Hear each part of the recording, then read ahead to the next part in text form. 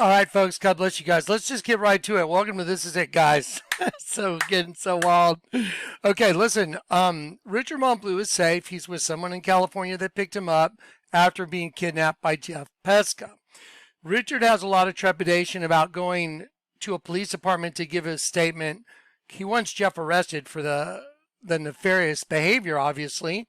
But the problem is he has family members that are being disingenuous, and he doesn't trust them either, because there have been police documents, like court documents, filed against Richard saying he was diagnosed as schizophrenic, saying that he was suicidal and was going to kill himself and his kids and those type things. So he is concerned that going to the police department might cause him to be apprehended and sent off to an insane asylum or institution.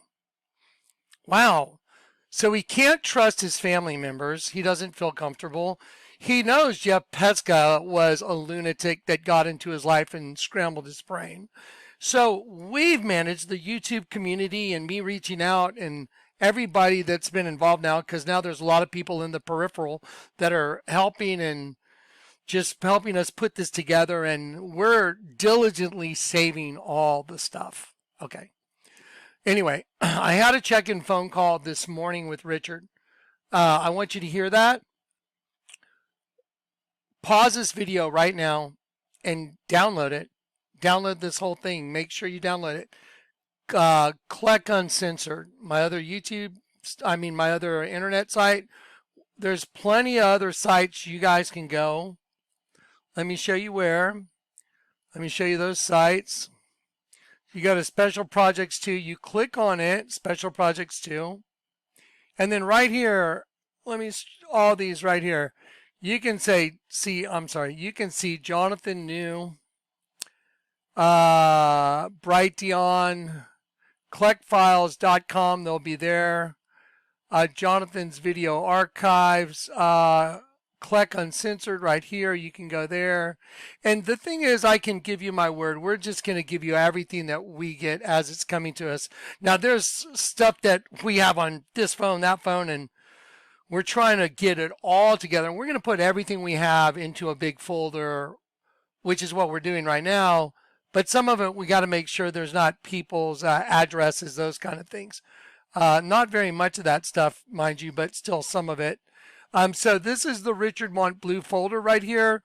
So all this stuff is part of the Richard folder. All these images, everything is part of this folder. This is all part of the same thing going on. It is wild. It's crazy. You can almost see. Well, I want you all to judge for yourself. I don't want to tell you what you can almost see. I can see a lot of stuff going on in here.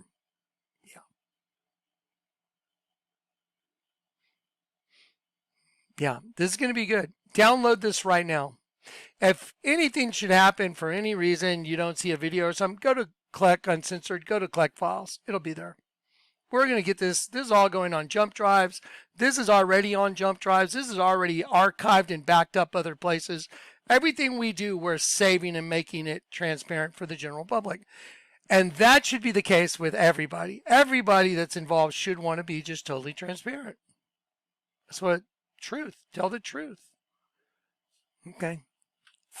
Here we go. Let's do this first thing by Richard. So hang on one sec.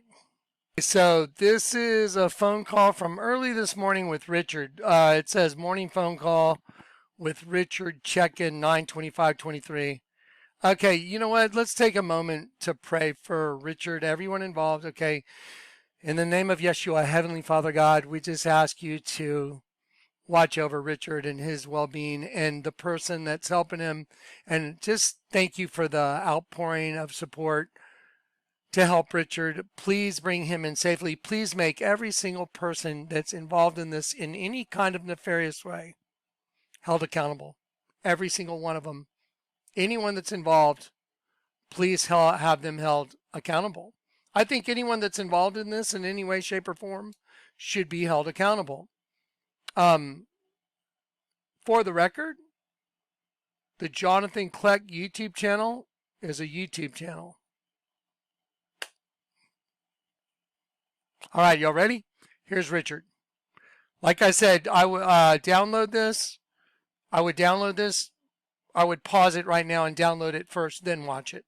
Okay? There you go. Okay. I had a whopper headache last night.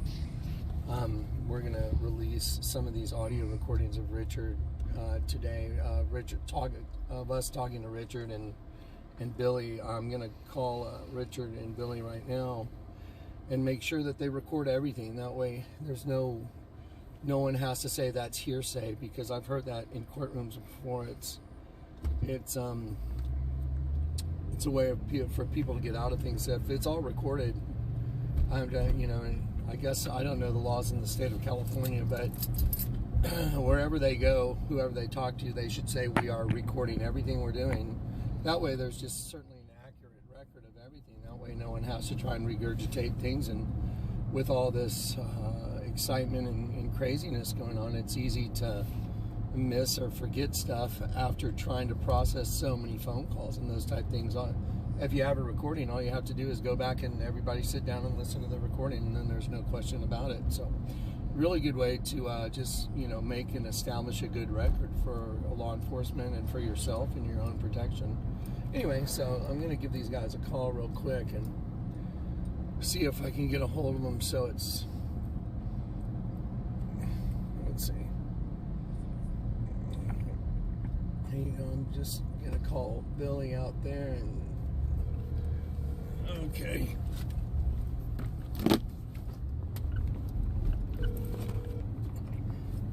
Hey guys. Good morning. Oh yeah, thank goodness y'all are up. I didn't want to be the morning bomber phone call. Good. Okay, so listen, one thing I very much would like for y'all to do is record everything. I mean, I don't know how it works in California, but in Texas, if you're party to whatever's going on, you can record it. So if you're out there, walk in and say, I would like to, record everything that way. And if they say why, I say, well, I want an accurate record of everything that's said. That way there's no confusion for any courtrooms or anything like that. That way we have an accurate record for everybody. That was the plan. Yeah, we talked about that yesterday. Okay, good. Just wanted to dot the I, cross the T.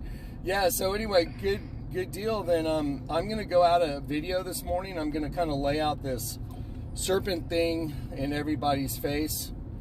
Here's the very interesting part about all this. All these people seem to have a whole lot of hatred towards me. The Sullivans, Kathy Edge, Chuck Edge, this Gene Rebel guy, and all these other people. And here's this guy that I don't even know, injecting himself into your life, slowly taking over your thing, and then all of a sudden deciding that you're the enemy. You're 2X. It's all too convenient, isn't it? Yes, it is. Yeah, it is. It sure is. And it looks like I said, I believe other people are involved. And I went through all the recordings with the police, the sheriff's department last night, and all through, just recordings as well. Yeah. Man, Jonathan, it just doesn't seem, and the private investigator, it just doesn't seem like anybody wants to help me or listen to you. Isn't it fascinating how that's all? Yeah, that's what bizarre. It's so bizarre that they have not even like say, Jonathan, I want to interview you with all the stuff that you have. Let's go through it. Yeah, that's what. Man, as soon as this thing started, as soon as I did that first video, I saw that.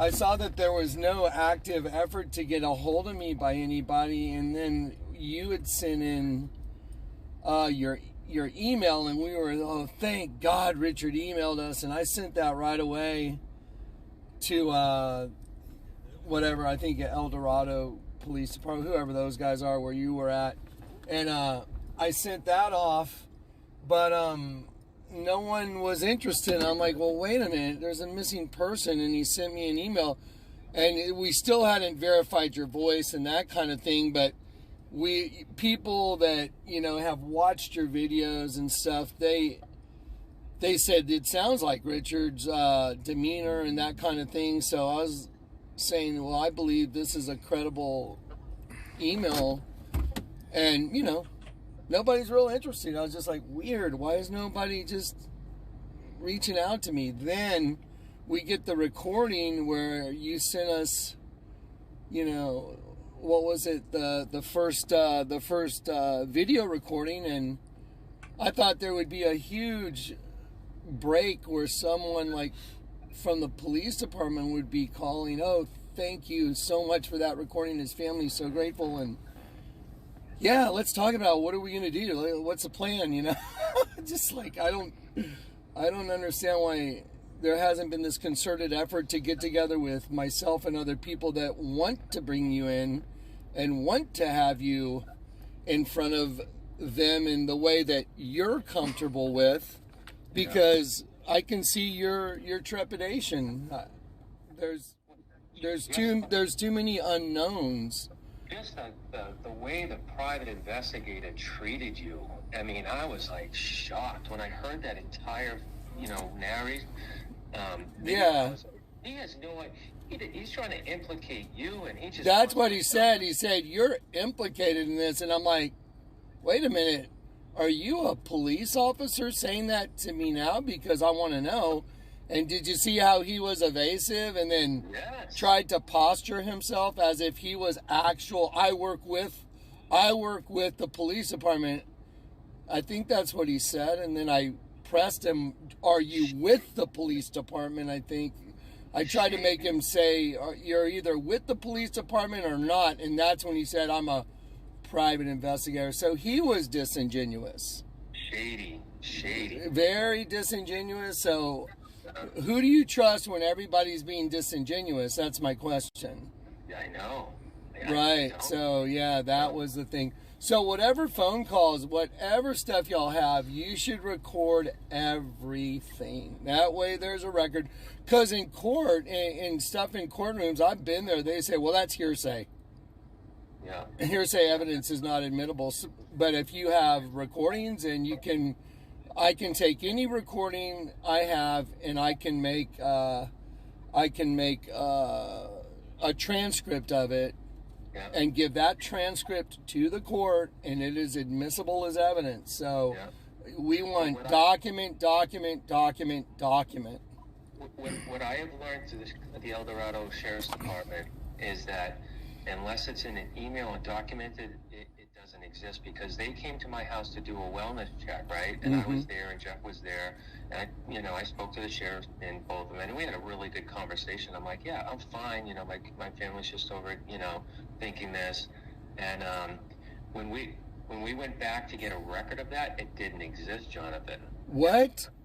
Yes, it didn't exist. There was no record of. Okay, so that's really weird. So here's the thing. I want you to email your stuff in.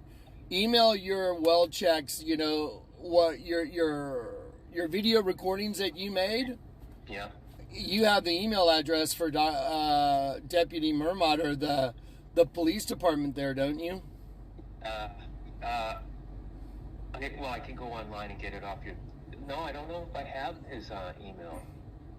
Okay, so let me call Zach right now and tell Zach immediately to send you Deputy Mermod's email. So there's a record of you sending those well checks to him. So it goes into their system. We want all this stuff in the system so no one can cut it off and say it doesn't exist. We have to make a record of everything. Just remember this. Document. Everything to where it's admissible. Copy someone on the emails. Copy someone on the emails. Don't just send it to him. Send it to other people when you send it out. Copy me. Copy your sister. Copy other people. Yeah. Okay. Yeah. Okay. Let me. I'm gonna hang up and I'm gonna call Zach right now and say I need him to send you right now the email address that we have for Deputy Mermod. Perfect. All right, thanks. I'll call you back in a bit. Okay, thank you. Bye. Okay, that's fascinating. That's just crazy. Oh, this is so crazy. Okay, here we go. Okay, so I'm going to pause that now, and I'm going to X that out. So here's the next thing. So yeah, I want Richard to get that stuff in as fast as he can to the sheriff's department. he's trying to write an accurate statement of what's going on, but he doesn't trust people in his own family. Now, I tried to establish a relationship with Richard's sister named April, and I thought she was being, yeah, okay, let's do this together, and that's what I was trying to accomplish, but she became very disingenuous as well. And I'll show you. So, I think I showed you guys, or may have already put this in a video, but I'll just show you right here what I'm going to read. And this is all going to be part of the show notes. Friday, 3:55 p.m. I had another very lengthy conversation with Richard and the person that was willing to pick him up. That's the guy that took Richard to safety. Richard listens to the recording of Jeff claiming that Richard was lying. Richard is very much agreeable to giving the police the entire statement, letting them know everything concerning the entire situation. Also, the person that is with him. Oh, sorry. I'm just going to read it here, and then these should be posted in the show notes. So it says, he's going to give them the entire statement and letting them know everything concerning the entire situation. Also, the person that is with him has had an entire day to listen to Richard's story. So the person that picked Richard up off the street, after having been kidnapped, he has been listening to Richard's story about this whole crazy thing. And during this time, we call in occasionally, and then I end up hearing parts of it, and I'm recording everything. Every single person I've talked to, I have audio recordings. April, her husband, everybody I've told I'm recording and documenting everything. Richard knows it. Everybody that talks to me knows I'm recording everything. I'm documenting everything. Does that sound like the person that was trying to set it up? You decide. Or does it start appearing like there's something else going on here? Just wait. Y'all are going to be like, yeah, just wait. Hopefully y'all, now here's the other thing. I made available 2 recordings earlier today, and right after that, I start getting text message from Donna, the sister of Richard, who's the one telling everybody I'm a Satanist, and she's got firsthand knowledge of whatever, me being evil or whatever. Her comment on Prayer.Also is what I'm referring to, where she's on the same comment thread as Karen Sullivan. It's Jim's video on Prayer.Also. Karen Sullivan has a comment there. Some guy that made an alleged threat, Chuck Edge, making a comment that I don't think any legitimate police officer should ever make, and it's just weird. But now Donna, that was making the very hateful comments about me being a Satanist, now she's contacting me today as soon as I make these other audio recordings of Richard available. Why? All of a sudden, Donna, that I'm the Satanist, is trying to break in on text messaging to me. I'm going to show you those in just a minute, but let me get through this one. So after this long text message, you guys can go read it. I'm going to have Dave the Wave put this in right now. I'm going to call Dave right during this phone call and just make sure. Let's see. Sorry guys, bear with me. Just stick around because you want to see the lid fly off? That's so crazy. Okay, here we go. Let me check the folder too real quick.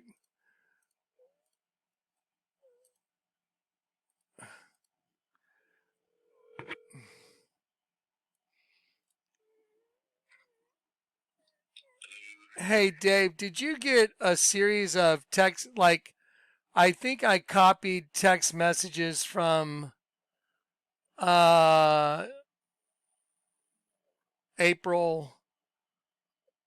Montbleu and sent them. There should have been maybe ones that came in today. Let me just check. Okay, so let me see what's going on here.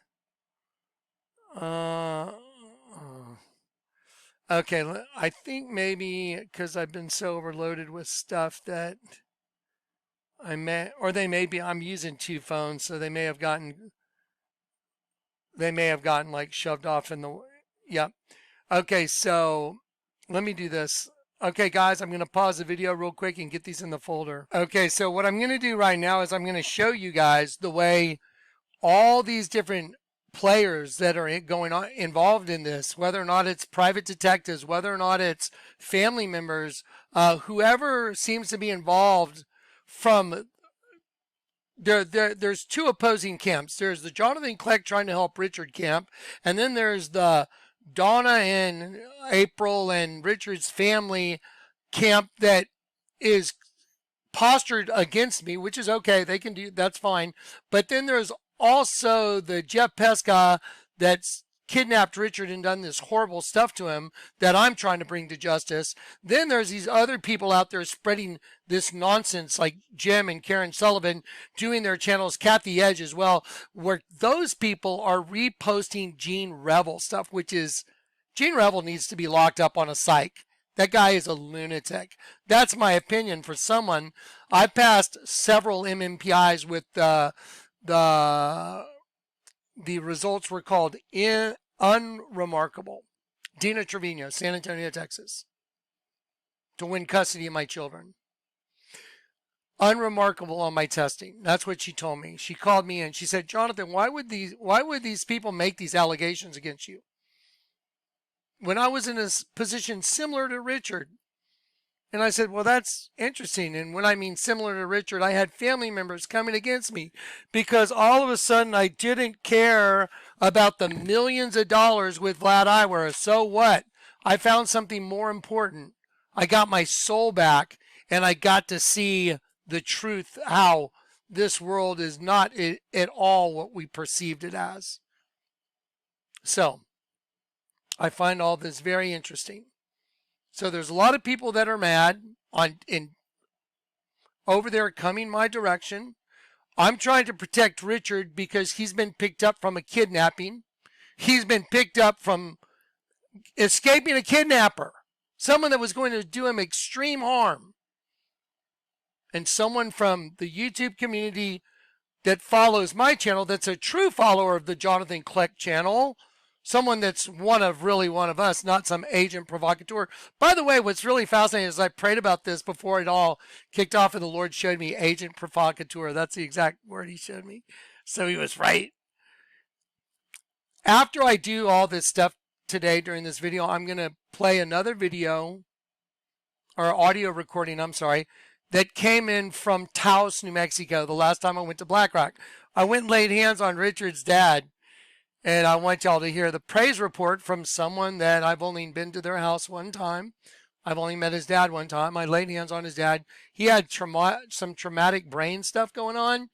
He was waking up every other day, his nose bleeding, losing. Richard said it wasn't his dad like his dad used to be. And I'll let y'all listen to the recording. But guess what? His dad's good. Praise God, because I serve the living God. I don't serve whoever these other people are serving. And here's the problem. I'm going to start checking boxes. All these different people have lost any trust. I've tried to trust April Montbleu. She was disingenuous. She lied several times now. And I record everything. So it's easy to go cross-reference who's lying. If you don't record everything and you're not keeping a record of everything, then this phone call, that phone call, there's so much data coming in. It's like being spun in a circle and you got to go pin the tail on the donkey. It's pretty tough. So I record everything. I told everybody I was recording everything. And now I want you guys to watch it play out. So I had a detective call me and I want you all to decide. You decide. I'm going to let you hear the audio recording. Do you think this guy is being genuine or disingenuous? Is he lying or is he being forthcoming? Which one? You decide.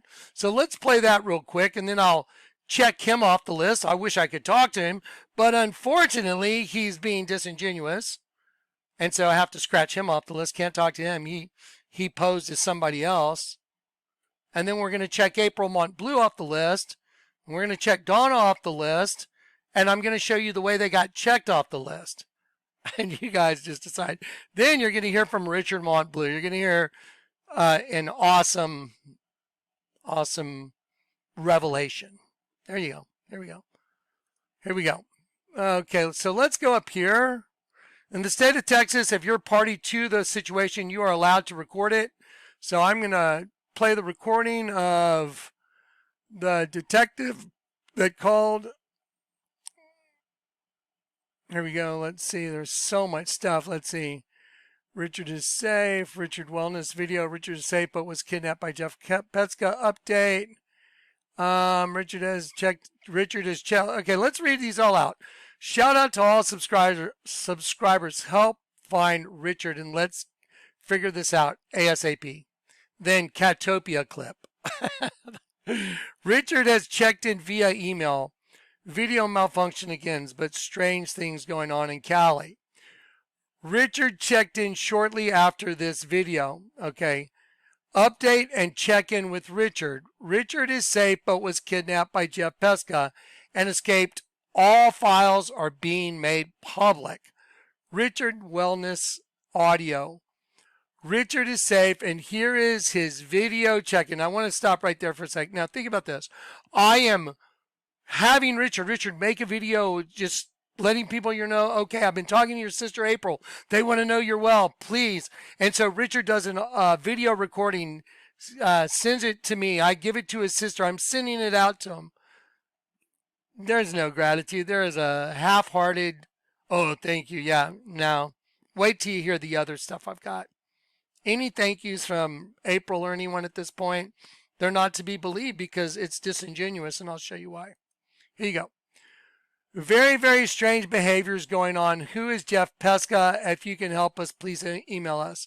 Then Jim video statement from editor's book. That's where the one where Jim is like, why are Jonathan Kleck followers threatening our lives? Jim, show us who those people were that left those comments. I'd love to know who they are. I will track it down myself, Jim Sullivan. Jim, are you implicated in this, Karen? Do you know something? Do y'all know something? Have y'all been in contact with any of these people I'm talking about? It'd be interesting to know those answers.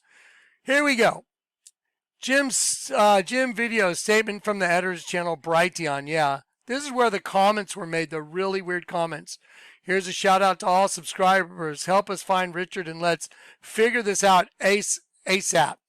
Okay, pre-recording and recording to Jeff Petska. That's the first phone call I made to Jeff Petska and was feeling him out, trying to figure out what was going on. Boy, did that help out a lot. Audio threats from unknown number provided by Jeff Petska. Now listen right here.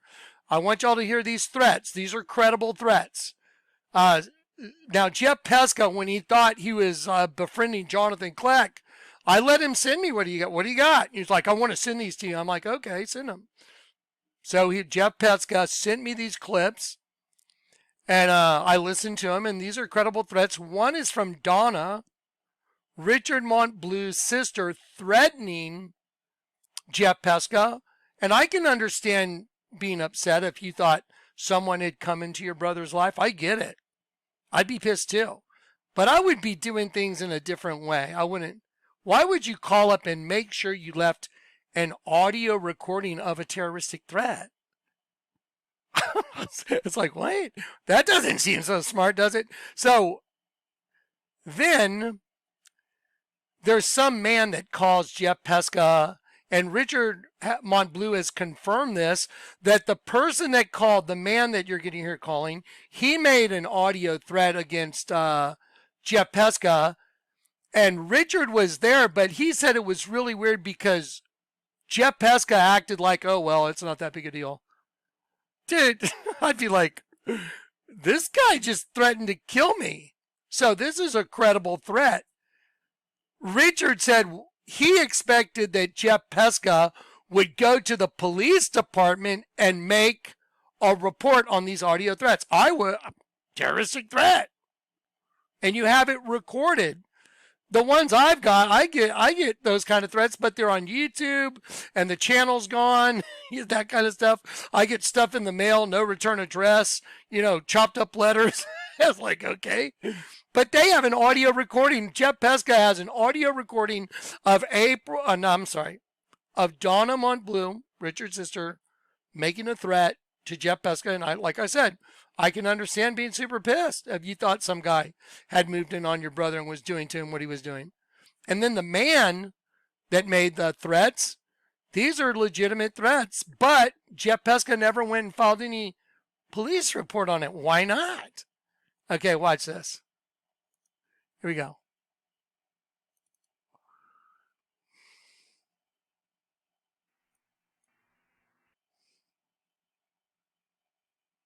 Jeffrey, it's 24 hours to cut bait, or I'm coming to fucking get you. You have no idea what's coming. Please, don't say no and stay so I can do what I need to do. You fucking piece of shit. Taking you all down, JK included, pussy. Okay, that was the man. Richard confirmed that those came in when he was standing there with Jeff. Who is that person? Now, here is Donna Montbleu making a terroristic threat and leaving it as a recording. That's just weird. Jeffrey, you have better have my brother's interest in your heart. If not, somebody will hunt you down. Okay, so now there we go. There's those. Now the last person making that phone call, Donna Montbleu, she's got there's threats, or when I say threats, there's comments she made on the Jim Sullivan video where she said basically she's got proof that I'm a Satanist. Let me just see if I can find that real quick. All right. All right, folks, hang on one second. I just got to make sure that everybody knows. Hang on one sec, guys. Yeah, so I have the video up. I want you to go back and just re-screenshot every single comment.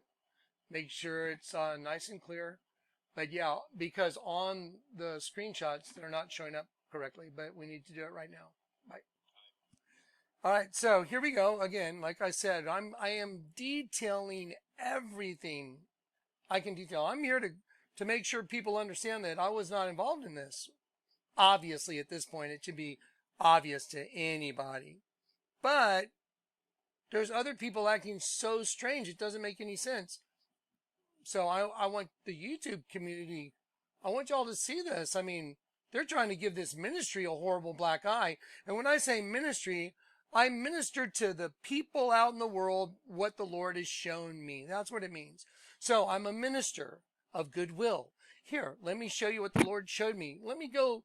Some people reach out. I go lay hands on them because the Lord sends me to them.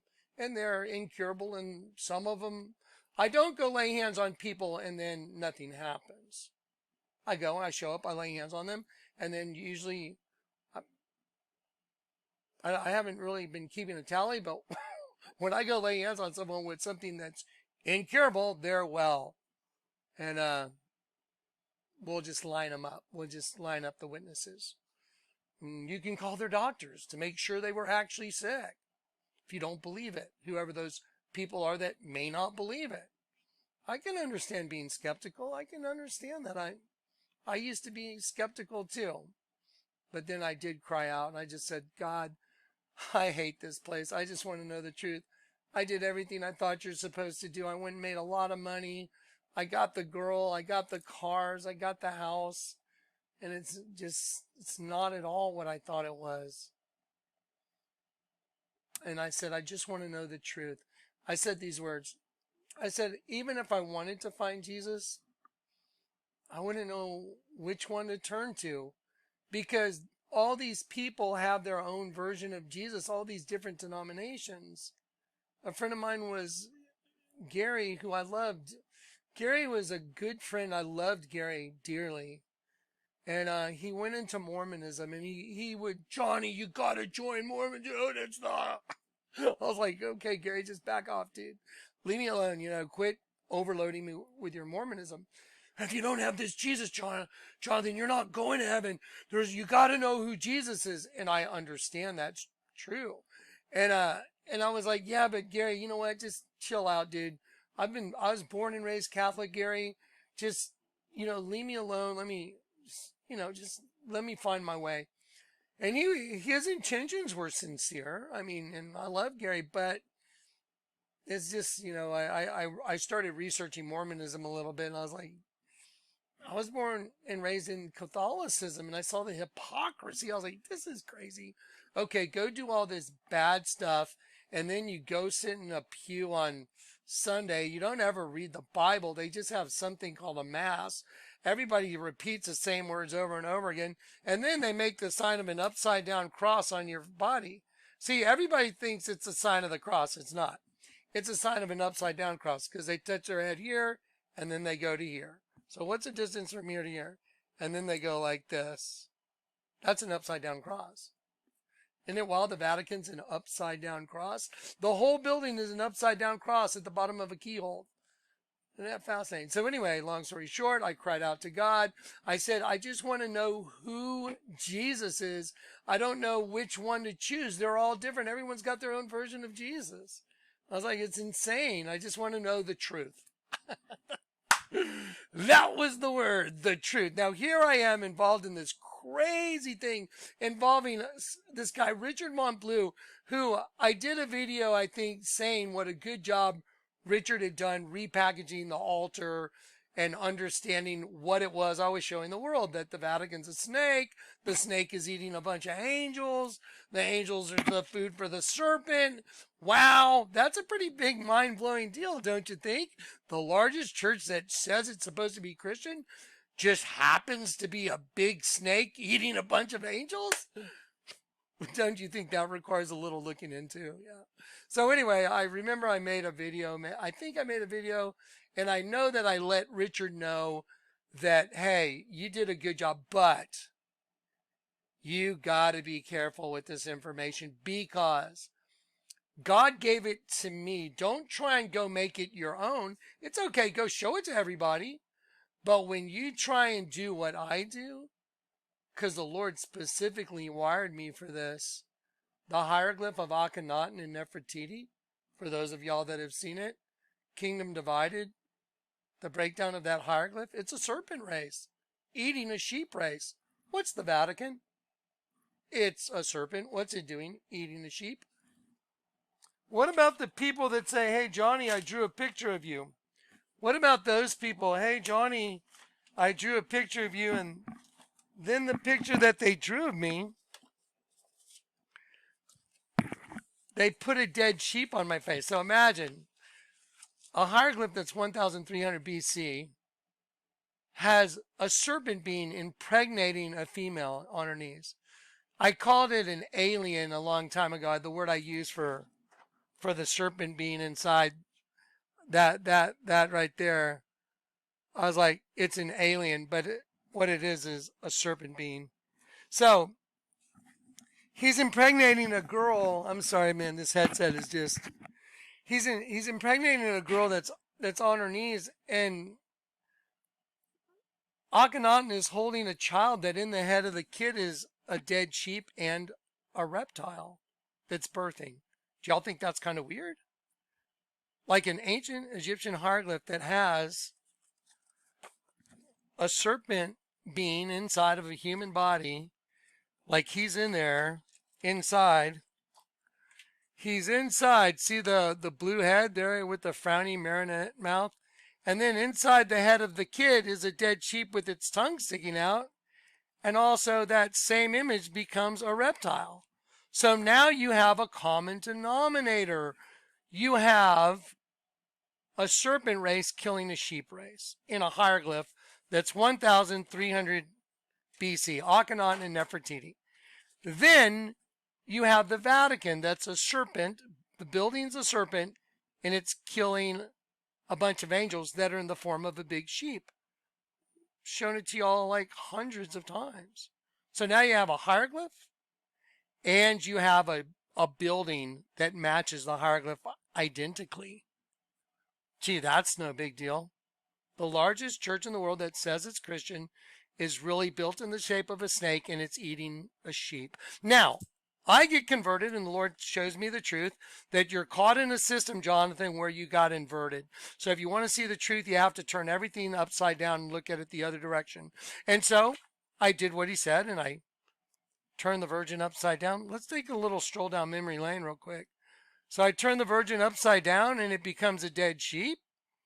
Wow, that's crazy. So now we have the common denominator again. We have this dead sheep thing going on, and serpents. Isn't that fascinating? Let's try this temporary folder. Maybe we'll get we'll find very quickly the imagery I'd like to show you. Maybe take one more folder or two. There's one of the Virgin becoming the dragon in the Madonna video. Let me scroll down a little further, see if I can find it. Here we go. One moment. Well, here's an interesting one, by the way. There we go. So here's a guy with a big tattoo of an angel and a demon, and the devil down in the pit looking up, an angel yoked to a demon, and the whole thing, when you just merely perceive it a different way, becomes a sheep. There's a sheep. There's a sheep's eye. There's his nostril. There's his lips. There's his ear. So the whole sheep becomes an angel and a demon yoked together with the devil looking up from the pit. Well, that's crazy. That's the same thing that the hieroglyph of Akhenaten and Nefertiti is. Now, here is the dead sheep with its tongue sticking out. There, it made into a GIF. There it is. Just watch. There's the Virgin. Just turn it upside down. So why is the Virgin a dead sheep when you turn it the opposite direction? Because it's true. The angels that wanted to exercise their free will and come into the system you call the earth, take on a host body. You got your host body, but now you're yoked together with a demon. There's a good you and there's a bad you. Your eyes are double. They're not single. Remember that song by Foreigner? Remember the band Foreigner? Fill my eyes with that double vision. Remember? Foreigner, fill my eyes with that double vision. Okay. So I'm showing you the key to the kingdom of heaven, the mystery of everything. Turn everything upside down and you'll see the truth. Isn't it fascinating that the people who are attacking me are calling me a Satanist? Did you know, though, the Bible says, let your light shine and expose the darkness by shining the light on it. Here's how you shine the light on the darkness. You turn it the other way, and you can see what it is. So the Virgin is really a dead sheep. Yeah. The Vatican is really a serpent eating a sheep. Now back to where I was. Remember, hey, Johnny, I drew a picture of you. I went into Starbucks. Alex, the barrister. Hey, Johnny, how you doing? Winking and sticking out his tongue at me. I told Chris, the manager, I'll bet you $1 million. I told Chris, I said, Chris, if I go sell my Vlad Eyewear trademarks, if, I just go sell them for a couple mil, I'll give you the first $1 million if I'm wrong. That's what I told Chris. And he goes, I'll take it. And I said, okay. All right, well, I'll bet you $1 million. Alex, the guy making coffee, I'll bet you he draws a picture of me. And when he does, he puts an image of a dead sheep on my face. You see the dead sheep with its tongue sticking out? Why would someone put a dead sheep in behind my ear? It's kind of weird, right? Here's another one, Marcel, that used to have Marcel used to have a place down at an art gallery, and he drew a picture of me. It was from Guatemala. Hola, Jonathan, mira, yo lo hago para ti. I'm like, hey, gracias. So he drew on a piece of wood. I have the original right over there on the wall as a display to show everybody. This is one of the first things the Lord let me see. So there is the original, so you can dare to compare. See the knot in the wood, the little watery looking knot right there? See that? That's the eye of the sheep. And then there's the tongue sticking out, the nose, and then look, the head of a goat. What's with the goat head? Like the goat's got two closed eyes, horns. What's with the head of the dead sheep? A sheep and goat facing opposite directions. My eyes are closed because he's mocking me. And then what's so nefarious is you see the drops coming off my fangs? Well, those become drops that make the eye of a serpent that's eating me. So here is a sheep and a goat, facing opposite directions. And when you turn it upside down, it's a serpent eating me. So a serpent is eating me and I'm a sheep. I'm part sheep, part goat. Sheep is up, goat is down. It's the most obvious thing in the world now. Do you think Satan would be pissed off if I revealed the mystery of everything in the world? I mean, this is the mystery of the entire world. Where do we come from? Who are we? What's life all about? So the Lord God whom I serve allowed Jonathan Kleck to solve the mystery of everything. And he told me a long time ago, it's part of the court record. It's part of the entire record because we're getting ready to go to a heavenly court, I think, very soon. I think this has a really good chance of the Lord showing those that are part of the wrongdoing that we're all about to be judged because I'm an end of the world harbinger. The end of the world's here. Isn't this fascinating? The court record will show that the Lord told me I'm going to use you to solve the riddle of ages. I was like, what does that mean? He showed me just turn everything upside down and you'll see the truth. Why is the Vatican a snake? Why? Anyone want to tell me? Why is the hieroglyph of Akhenaten and Nefertiti? Why? Why is there a serpent? Let's go look at that real quick. You know what? Let's go look at a couple images. Why not? While everybody's here, while we're solving this Richard Montbleu thing, let's go look at this stuff as well. This will be fun, yeah? So, alien xenomorph, that folder right here, and then I think there's a subfolder in here called the hieroglyph. Let's see, here, one moment. Yeah, it's in. If y'all want to know how to find it, I want y'all to know how to find all this. This is what I spent my life doing. This is why I walked away from all the big money, the tens of millions of dollars. And then the people I'm dealing with in California, they think I could give a shit about a couple of $100,000. If I needed a couple $100,000, I could probably rally people out in the world and say, guys, I really need this. Would someone please step up and help me? And the Lord would make it happen because he's kept this ministry going since the time he told me to start it. It's so crazy. If I needed $10 million and I said, Lord, I need the money. Do you want me to sell the trademarks? I'm sure he would have a buyer there for it. But the problem is when there's that kind of money around, the people that want to be your friend and the people that want to just get to it, it's stupid. I don't want to be part of something like that. So here we go. Alien hieroglyph. Ready? Let's look at the alien. Oh, here we go. So let's look at a couple images. Let's look at side by side. Let's do a Jonathan Kleck video and then we'll incorporate it into a Richard Montbleu video too. Okay, so here is a dead sheep. Now, I love you in Christ, but if you don't see the dead sheep, I'm just going to use the prophecy of Isaiah on you. And if you don't understand how important it is that it is a dead sheep, I'm also going to use the prophecy of Isaiah that Jesus repeated several times, and that's repeated also in the book of Ezekiel and also in Isaiah several times.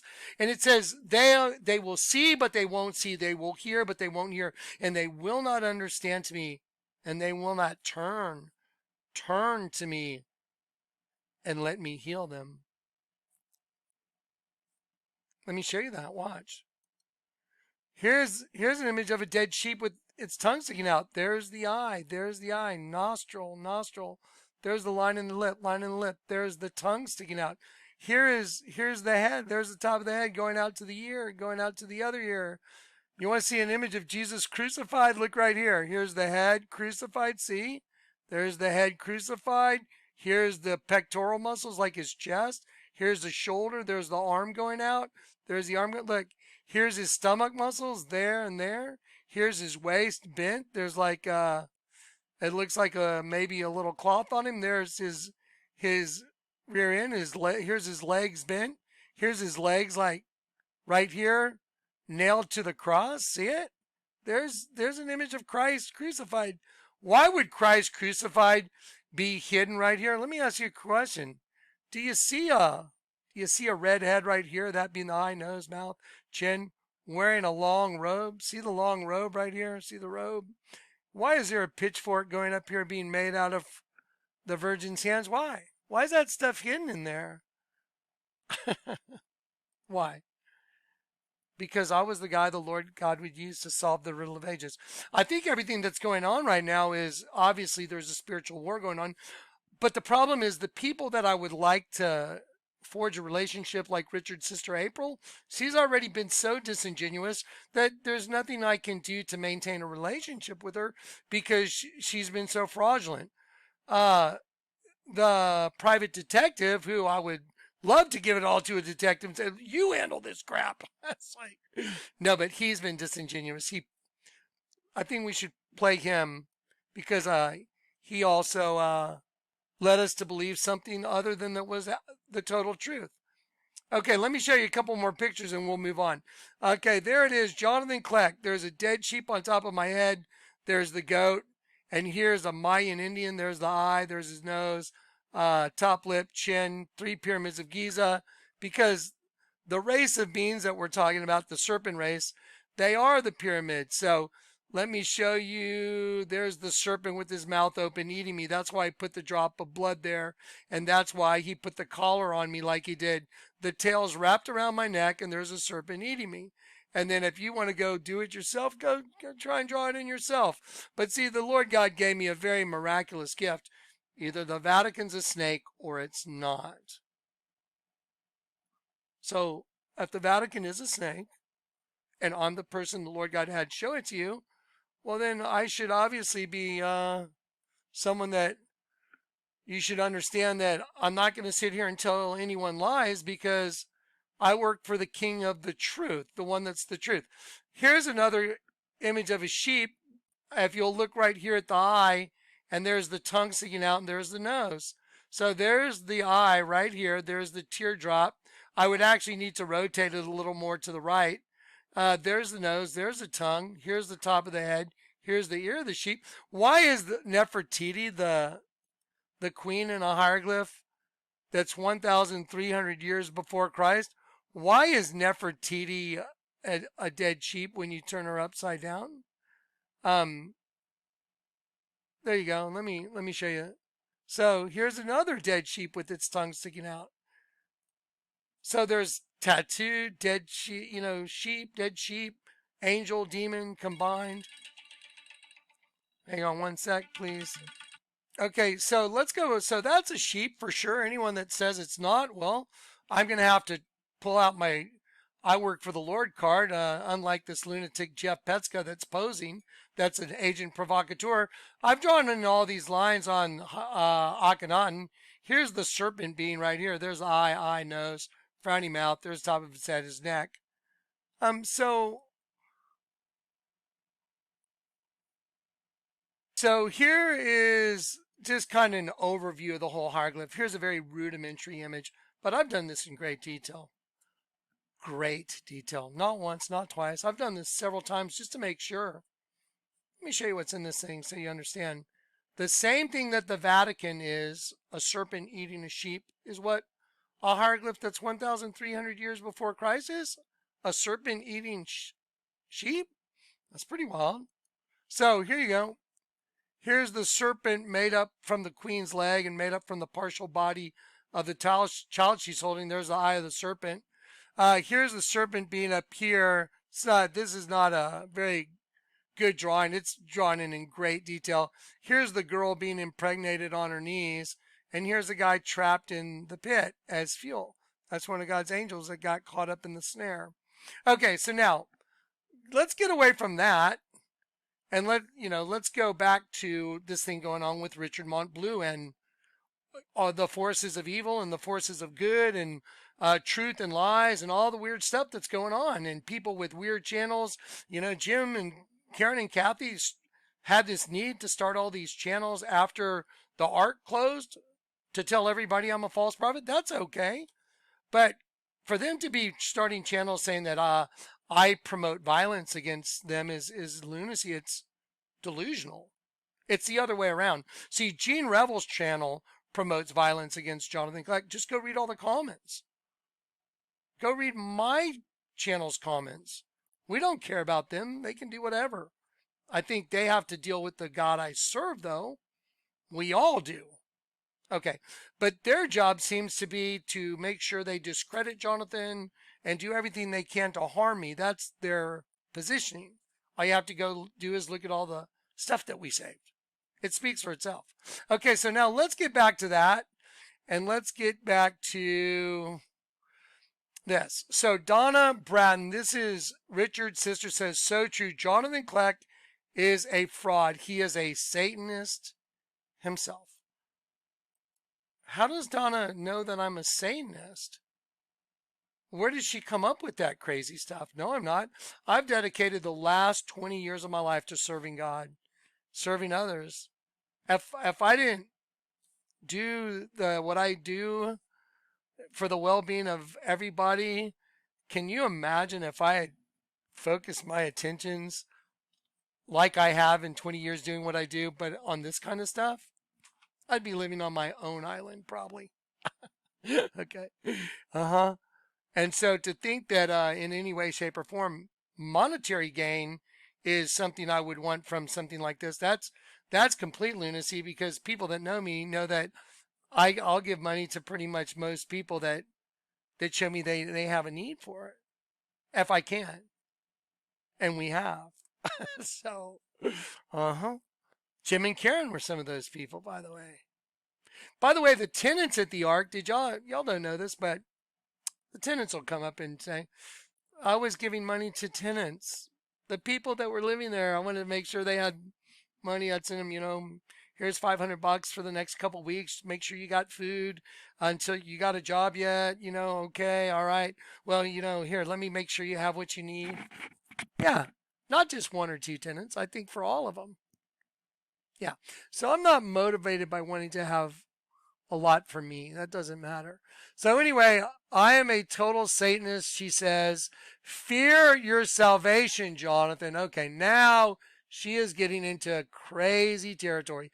Fear your salvation, Jonathan, because what you're preaching and doing to people is all from the devil. Okay, no, it's not. I serve the living God. I serve Jesus Christ. Now, here's the thing. If Donna knows the Bible, she should know this. I'm going to confess something that the Bible says if you do this, you can discern between those who really serve me and those who don't. Now, Jesus Christ is the Lord God come in the flesh. Jesus Christ. Jesus is the Christ, and he is the Lord God come in the flesh, and he is my Lord and Savior, and I serve him and him alone. If you know your scriptures.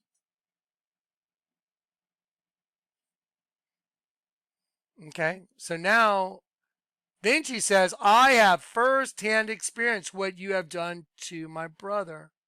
So now she says, I've done something to her brother. Okay, now here's where we're going with the rest of this video for right now. I want you guys to go look at all the little short videos that I've done where, we show the serpent race and all that good stuff. It's a race of beans. Go look at the weird comments that Chuck Edge made about, I said it's okay to kill someone that's a double downer. That's nothing a police officer should ever write. That's not true. So that's not believable or trustable. April, after I sent her everything that I was trying to keep her in the loop on with her brother, because I was like, hey, Richard, can you help me put your sister at ease? I want to send her, a well check. Could you do a video so she knows you're okay? And Richard's like, yeah. So Richard does a little video, and I send it to his sister, and I make sure it goes in the folder, and I make sure it's available to the public. And then she's pressing me that I need to get a hold of Richard right now. And I'm like, well, wait a minute. Richard has your number, April. He can call you if he wants. So why are you pushing me? I got your brother to do a video. I called him and said, please do this so they know you're okay. All right, so he does it.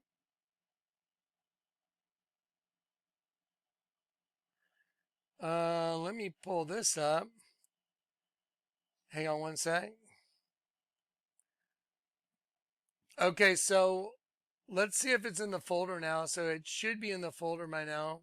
So we go to the Richard Montbleu folder now, where we have all things Richard Montbleu crisis and craziness going on.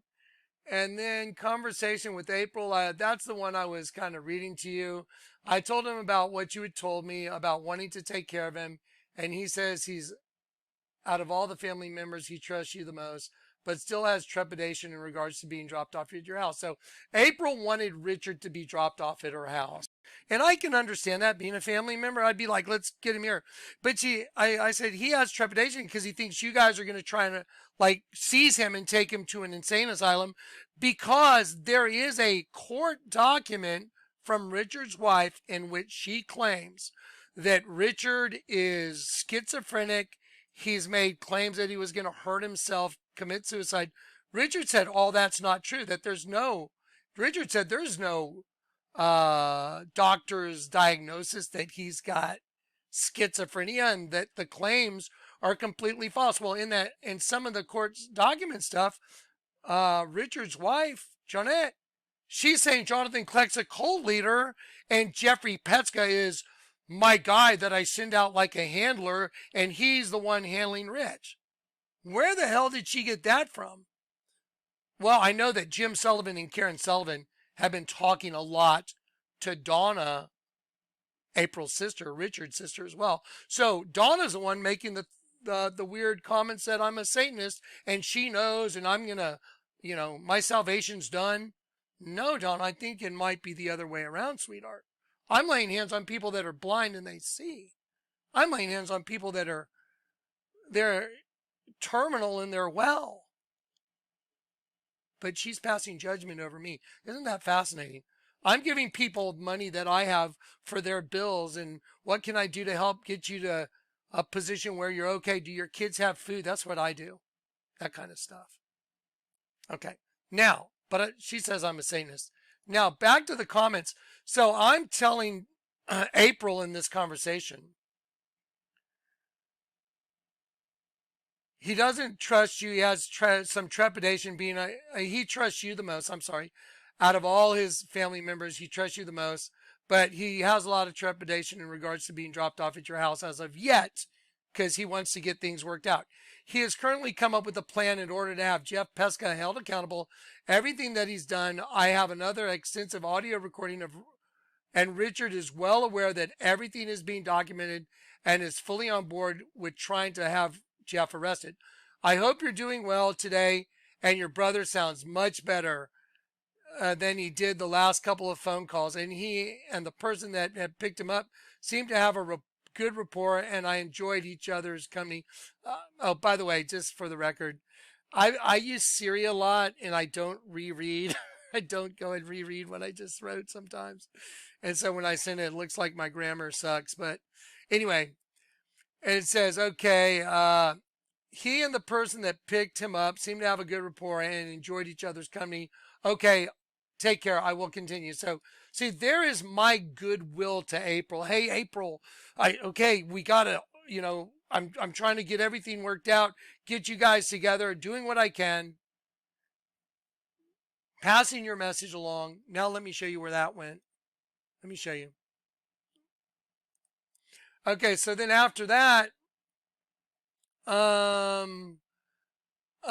thank you for the update. I would like to speak to my brother to have a light conversation. Then I wrote, if he wants to speak to you, he has your number, and I told you I passed your message along.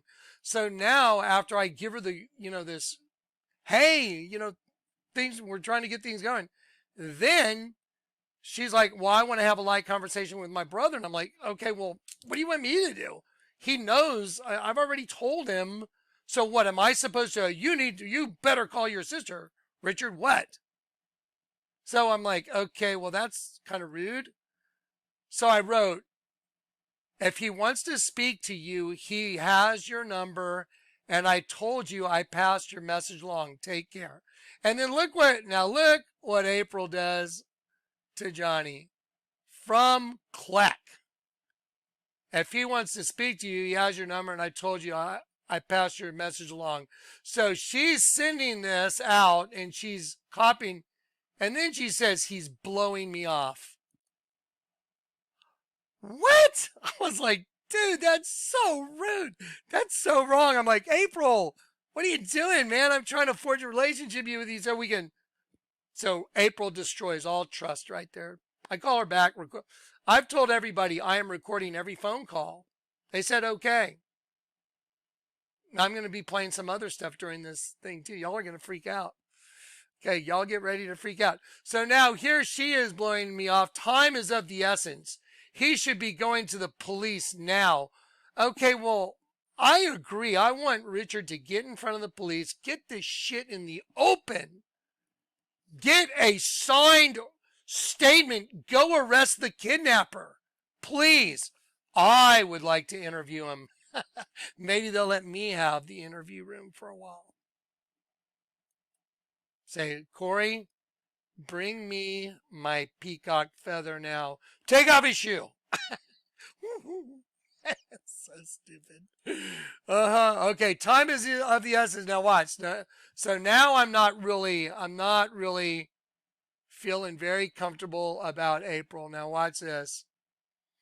From Kleck, he's okay. He should be going to the police now. And then she writes me, time is of the essence. He should be going to the police now. And I just sat there and looked at that for a while. Then she wrote back, don't you think? She didn't know that I saw that she had already copied me to somebody else. And she spoke about me kind of derogatorily. Kleck. That's how Jim and Karen talk about me. Kleck. That's how Gene Revelle talks about me. Kleck. JJ. My name's not JJ. That's them being rude. Isn't it fascinating? I mean, I'm like, okay, that's kind of uncool, April. Kleck.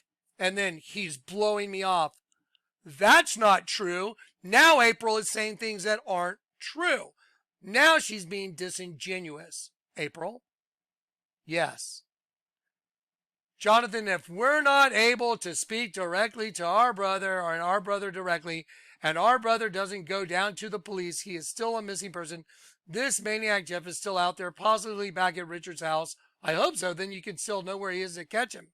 If you're not willing to work with me, then I will let the system take care of it. So now, oh, Johnny, if you don't do it, we're like, well, remember I told you I had an investigator. He kind of posed as a policeman, but he was really a private investigator hired by her family. Let me play that for you. Let's see what's going on there. So now you guys can know where I'm coming from. And the reason I'm like, well, wait a minute. Not everyone's being genuine here. So let's see. Richard Monk, Johnny's regular, Eldorado Sheriff's Office, Richard Monk, Deputy Murmur, private investigator. Here we go. State of Texas. And don't care. I'm going to let everybody hear it, period. Okay, here we go. You guys decide what you think this is, if he's being genuine. I'm an investigator and Oh. with the disappearance of Richard. Yes, great. There's a video on YouTube right now. There's a folder I made available of all the recordings that I've made. Richard is alive and well as per the time on the recordings that, we recorded him. He told us I'm here with Zach and I'm here with Corey, who are also sitting here during all these conversations. He said he was kidnapped by Jeff Pesca. He said Jeff Pesca duct taped him, put a sock in his mouth, blindfolded him, drove him, 3 hours, he said? 3 hours out, yep. Drove him 3 hours. Richard said he was able to get out of his truck and run for it, get out of his restraints. And he's in Sacramento, right? He said he's in, anyway, so he said he's in Sacramento. And I sent him some money because he didn't have any money. I sent him money through PayPal so he could go get some food and water and that type thing. He told me that Jeff Pesca had taken his ID and his credit cards and had, pretty much just hauled him off out of his own place. And I recorded everything. I called up Jeff Pesca and I pressed him. I said, what the hell is going on here? And he said, oh, well, God told me to do it. I'm like, okay, this guy's a complete lunatic.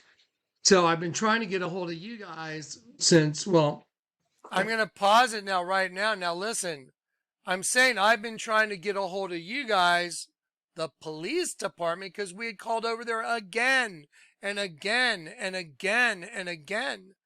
I'm like, no one's calling me back. So I think this is the police department finally calling us back. And I'm just like, let me tell you what's going on. Freak out. And so watch where this goes. Ready? Let me back it up. So in case there's a lag, ready? I called up Jeff Pesca and I pressed him. I said, what the hell is going on here? And he said, oh, well, God told me to do it. I'm like, okay, this guy's a complete lunatic. So I've been trying to get a hold of you guys since, well, couple days. I've been calling, leaving message for the number I had for. Admitted doing these things. Yeah, Jeff. Yeah, I have audio recordings that are in the public domain right now under the video that we're watching right now. I am watching the video I just put out, and I made the folder available to everybody because I'm trying to get Richard Montbleu in safely. And supposedly Jeff's still at that same address. Where if Richard's in Stackville, where is he? Well, he's Where's Jeff? yeah, Jeff. Well, apparently Jeff Pesca, the guy that's committing the crime, is over at Richard's house. Maybe someone should go pick him up and ask him some questions. Richard is very scared because he said his family obviously thinks he's gone off the deep end. I know he's having some emotional problems. I know he's going through a divorce. And I've come to find out a lot of information that is just not adding up. And Richard's very scared to come into his family because apparently he's lost trust in them through the divorce, and his sisters, they seem very hostile towards me as well. And he just doesn't feel comfortable. And I said, well, let me see what we can do to find a way to bring you in safely. Is there a way? Who has contact with Richard? Do you have contact? Well, he's called us several times. What we've done in order to get in touch with him is we ended up with an email for him. And if you go look at the YouTube channel I have, every time something happens, I post a video to try and help resolve the situation because it looks like people were trying to tie me to it. And I'm enough's enough. He knows the bad guy's locked up. Do you have a phone number for Richard that he answers? I do have a phone number for Richard that he answers, but he said he doesn't want me to give it to anybody because you're implicated in this. So if I were you, I would give it up to me. Okay, well, to clear your name. Yeah, well, why do you think I'm doing all these videos? Why do you think I'm sending you guys all these recordings of Jeff Pesca, this lunatic that's at his house and taking over? I have audio recordings of Richard Montbleu saying that he was taken by Jeff Pesca, tied up. Right in front of these two witnesses. After I reached out through YouTube, Richard Montbleu got a hold of me. And so, yeah. Richard's fine. Go get the bad guy. So when did you talk to Richard last? Around noon today. Around noon today. Noon today? Yes, sir. And I'm sorry. I'm just, it's been quite an ordeal. I'm a little bit pissed off with all this nonsense that I've been dealing. No kidding. Yeah. Can you give me the number to Richard? Let me see if I can contact him. Okay, so I'll protect him. Okay. First of all, I need to know your name and your badge number because I'm doing this by the book. What name and badge number? And I need to document. My name is Frank Roman. Okay, Frank Roman. We're documenting everything right now, Frank. 57. I'm sorry, sir. 12057. That's your badge number? Yep. 12. Yeah, in your department, please. 057. Okay, and your department is? I'm a private investigator. Well, wait. So you're a private investigator. Okay, you're a private investigator. Right. Yes. But you're not a police officer. No, but I'm working with the police department. Oh, wait a minute. Yeah. Wait a minute. No. I want to talk to the police department. Have the police department call me. This But wait a minute. You identified yourself as a police officer. I did not. I identified myself as an investigator. Okay, well, and then I asked you for a badge number in your department, and that's my number. We're licensed by the state of California. Just refuse to talk. Okay, well, I need to check that out just for Richard's safety because there's someone that tried to kill this guy. I don't know that this is legit. How do we know that Richard's alive? I just told you. Go listen to my video Go look at the show note links that are posted under the description box. What's the name of the? Here, what's your email address? Mine? Yep. Yeah, what's your email address? We'll email you the audio recordings that I've made of Jeff. I just watched the recording. So you know he's alive then. Well, wait a minute. So you're not being forthcoming with us. What's going on?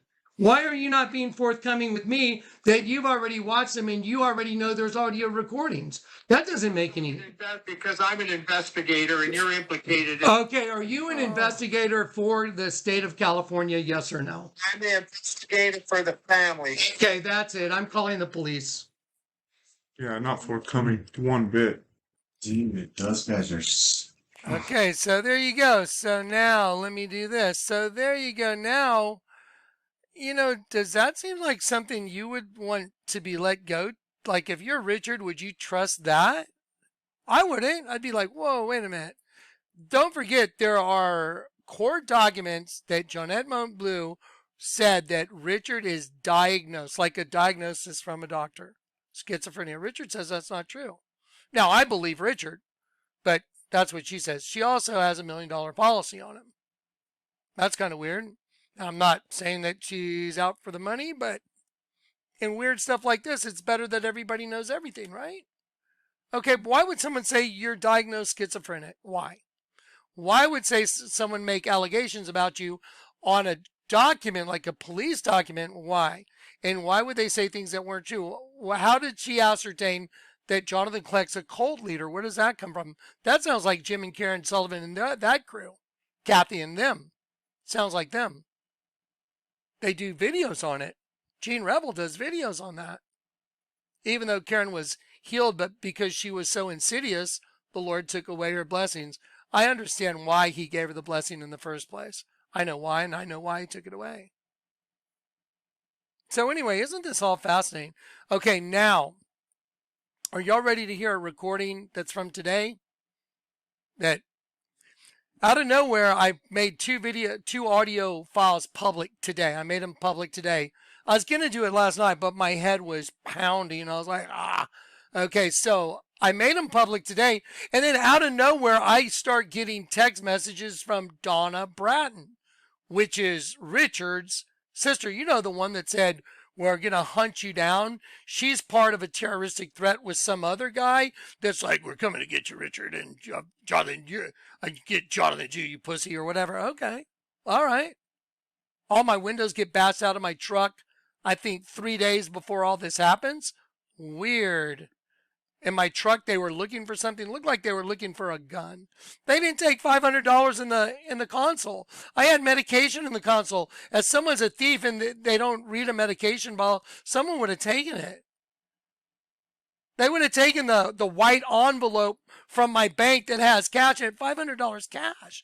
But they just jumped everything out of the console. They lifted up the back seats. They were looking for like a weapon. Were they going to use that weapon in a murder case against Richard Montbleu, and then kind of like some other people that have maybe something else going on in the peripheral? I don't know, but it's weird. My car was broken into 3 days before all this happened. They left a little note on the ground, let's rock. Okay. All right. So now I've kind of brought you guys up to speed a little bit, but if you haven't been through all those recordings and you are not up to where I'm at, I've had to go through all that stuff. Everything you've seen, that's what I've been doing. Now, I'm going to play a recording from you for today. First, I'm going to show you the text messages that Donna Bratton left. She sent them to me, so they're mine, and I can post them all I want. Also, anyone that calls me concerning this situation, you are being recorded, period. Now, let's go to Donna Bratton. So now we have, now let's start checking some boxes. I wanted to trust April. I wanted to say, yeah, April, let's get your brother in. But check that box. April's being disingenuous. Not just then. I called her back. I have other recordings where April's being very disingenuous. I confronted her. Why'd you do that? I confronted her on her turning around immediately upon sending her a text, and I was like, why did you do that? Like, who'd you send that to? She said, my mom and dad. I That's what she said. But today I pressed her, and you're going to get to hear it. She was sending it also to Donna, her sister. You know, the one that says I'm a Satanist, and she knows that whatever it is I've done. Let's see. Let's read that comment one more time. Yep. Sorry about that. Let's see. So true. Jonathan Kleck is a fraud. He is a Satanist himself. Fear your salvation, Jonathan, because what you're preaching and doing to people is all from the devil. Okay, so Donna Bratton and I are not going to have a reconciliation. She is claiming that I'm a Satanist, although I'm laying hands on sick and they're recovering, although I'm showing you the Vatican's a snake, although I can show you so much supernatural stuff and make your head spin. And today I got a call from Richard, not Montbleu, Richard from Taos, and his dad, who I laid hands on with a traumatic brain problem, is doing great. No more nosebleeds. He no longer has the constriction in his head. He's like, and Richard said he's like my old dad again. Yeah, but here these Jonathans are saying it. The Bible says in the end they'll call good bad and bad good. They'll say light for dark and dark for light. They'll say good for bad and bad for good. They turn everything backwards. That's what Jim and Karen do. That's all they do. That's what Gene Revel does. That's all they do. It's fascinating. Looks like people are all getting flushed out. Okay, I have firsthand experience what you've done to my brother. Okay, well, she also said that Corey and Zach were leaving comments that were threatening. I asked April to please share those with us. Of course, they couldn't and they wouldn't. They said no. Okay, so now let me see. I think Donna started texting me. Hang on one moment. Okay, so I don't have to try and thumb through the show notes. I'm going to show you. This is from Donna today. Let's see. Donna Montbleu today at 10:38 a.m. My brother needs to go to the police today. He should have been encouraged to go to the police the day he contacted you instead of putting out all these videos. Why, Donna? As time goes by, the case gets less credible. For who, though? It looks like his statement.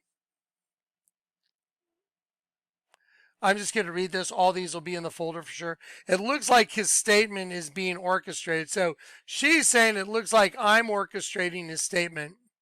Looks like his statement is being orchestrated. I'm not accusing you, but what do you think this will look like? What do you think this will look like in court? And just for the record, we as a family love our brother and went there August 26th to get him away from Jeff. Well, props for trying to get him away. The guy's a lunatic. However, you're very disingenuous, Donna. You're calling me a freaking Satanist. Now you're, oh, hey, well, you know. So I wrote, who is this texting? Please identify yourself. So you can screenshot this and then read it yourself. Hang on, let it. So who is this texting? Please identify yourself. This is the famous Donna Bratton from the other videos. Are you the Donna that made the life-threatening recordings? So I'm identifying her. And she wrote, I am now involved because Larry and April are blocked by you. I blocked April because all of a sudden April's being so disingenuous I can't trust her. She was I thought she was going to be my ally, but then she sends my stuff in a derogatory way to someone else. And then when I confronted her on the phone, she was totally ran around the bush. I was like, okay, whatever. Done with you. Okay, she wrote, life-threatening recording. Where did you get that? So now she's trying to allude to life-threatening recording. Where did you get that? Let's not make this about me. Let's make this about my brother. And then I'm thinking, well, wait a minute. So she knows where I got the recording. It's in the show note folder. Her and some man calling up Jeff Petska. It's labeled as that in the folder.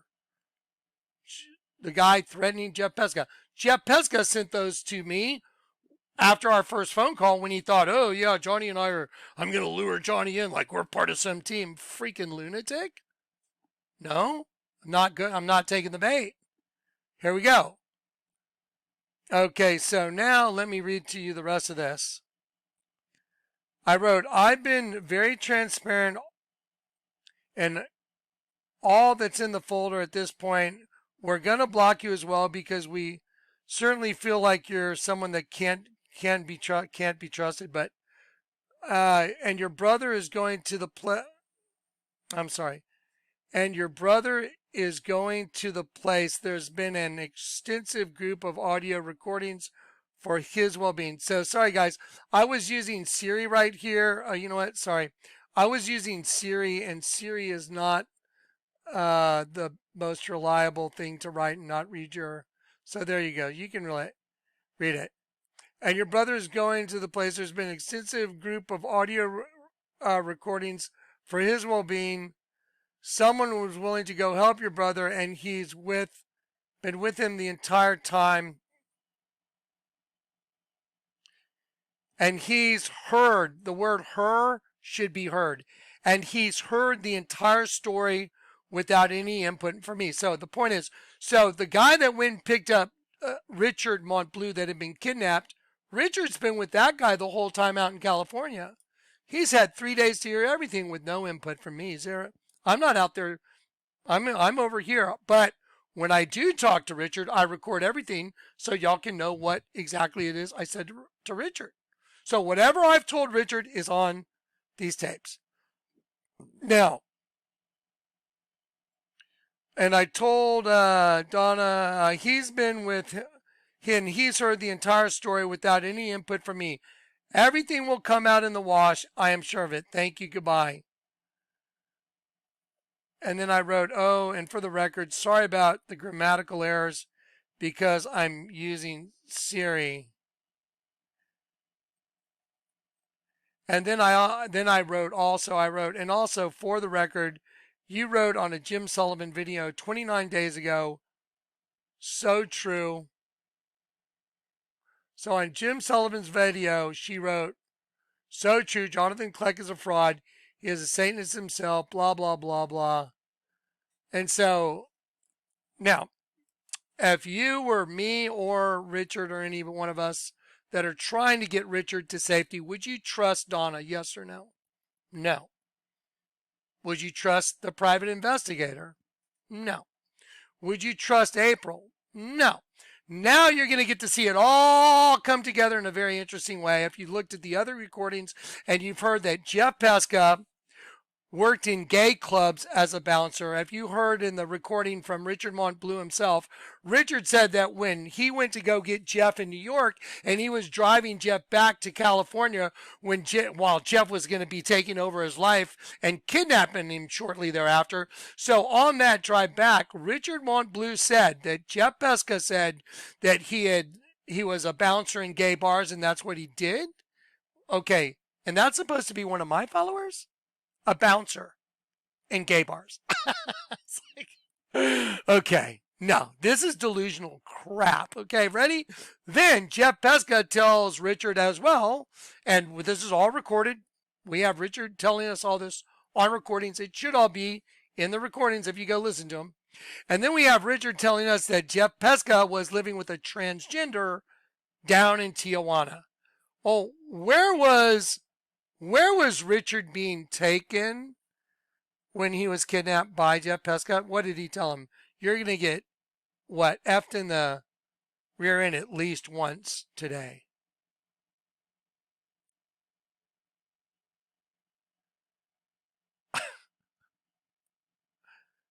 Then you have this trucking thing that intersects, which is crazy. If you've listened to Richard's testimony about the truckers that were, once he escaped from Jeff, the truckers that were,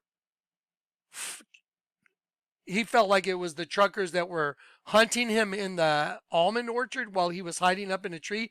They were shooting off shotgun shells to try and have him give away his position because you can look down the rows. He was hiding up in a tree. This is some crazy shit, guys.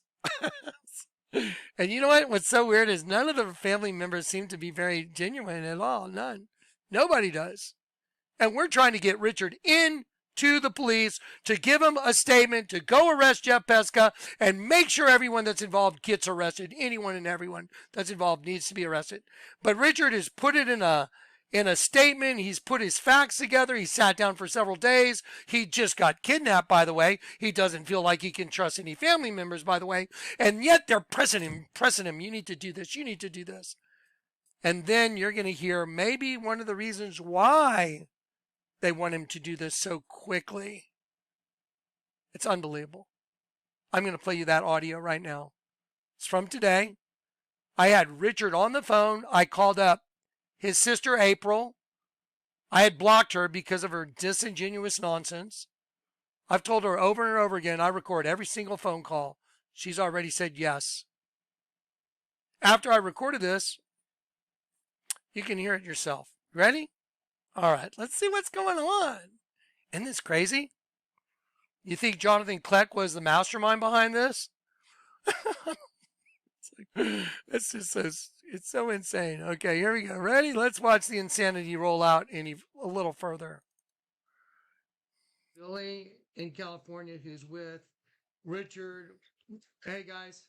Hey guys. Okay, April just called. So put me on speakerphone. If you have a way to record everything, record it. If you don't, whatever, go ahead and start your recordings now. So I'm going to put you and April together on a phone call, okay? Yeah. Okay, so here we go. Let me add her to the call real quick. So just stay there. Okay, are you guys recording all this? Billy, Richard? Yeah, I'm gonna do a screen record. It's all I can do while we're on the phone. Yeah, can you go ahead and start that up now? I'm gonna try it. Okay. Okay, there it is. We're going. Okay, so I'm going to call your sister right now. Let's get you in front of the police department to press charges against Jeff Pesca. I'm so sick of this dude. This guy caused some major crap in my life. Okay, here we go. And I know he did some horrible things to you, and let's get this guy.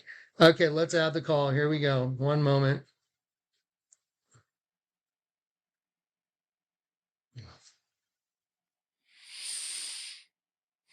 Hey, April, hang on one sec. Hold on one sec. April, can you hear me? I can hear you. Okay, thank you for calling me back. Okay, so April, just to lay things out real quick. So Richard has been diligently working on his statement for police. He wants to go in and press charges against Jeff Pesca. I want him to because I want to be out of this mess that I was drug into by some lunatic named Jeff Pesca. So we're trying to figure out the best way to do it, but there's some very strange things that have come up, and Richard's concerned about family members trying to grab him and throw him in a mental institution, which I understand that he might have trepidation about those kind of things. So what would your suggestion be if Richard's got a statement written out and he's ready to go? He's ready to go to the police? Yeah, he's been ready, but he's been trying to write all this out and get everything written out. I told Richard I don't want to be anywhere near what he's writing. I want him to do it all on his own. You make it your statement. I don't want to be any part of it. He's with some other person out there in California. I said, it's got to be your statement, Richard. I don't want to be, someone that people, you told him what to write. I'm not going to be part of that nonsense. So if Richard says he's ready and he's got a statement that he's ready to do, what would you suggest be the next course of action? He needs to call the police. Okay, well, now here's the thing. He's had the number to call the police since, I guess, the first time we talked or second time we talked. We gave him the information. Let me just please explain. So Deputy Mermod he starts work at 4 p.m., okay? No, he only works on the weekends. No, he works at 4 p.m. He starts his shift 4 p.m. He doesn't just work on the weekend. That is completely contrary to what Deputy Mermod's told me. Deputy Mermod has told me. I've spoken with him during the week. Okay, well, Deputy Mermod, I have audio recordings of Deputy Mermod saying he only works on the weekends. I have text messages of him saying that. I can pull one up right now. Okay, well, maybe it's my misunderstanding, but what Deputy Mermod told me is he's not on duty they will have somebody else on duty, and Richard needs to go in person. And you know what he told me? He said all these YouTube videos, all these emails mean nothing unless Richard goes in person to the police. Okay, so then Richard wants he like I said, he wants to know when he goes in person to the police that he's not going to be swamped, and the person that he's going there with, by the way, whom I didn't know until the other day, until we put out this, could someone please help us? Richard's out in California walking around and whatever with no money and no way to do anything. Someone was willing to step up and help him. And that's the person he's been with since this began. Do you understand?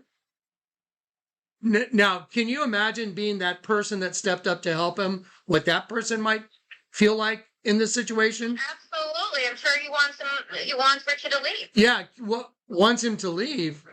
He wants Richard to be safe.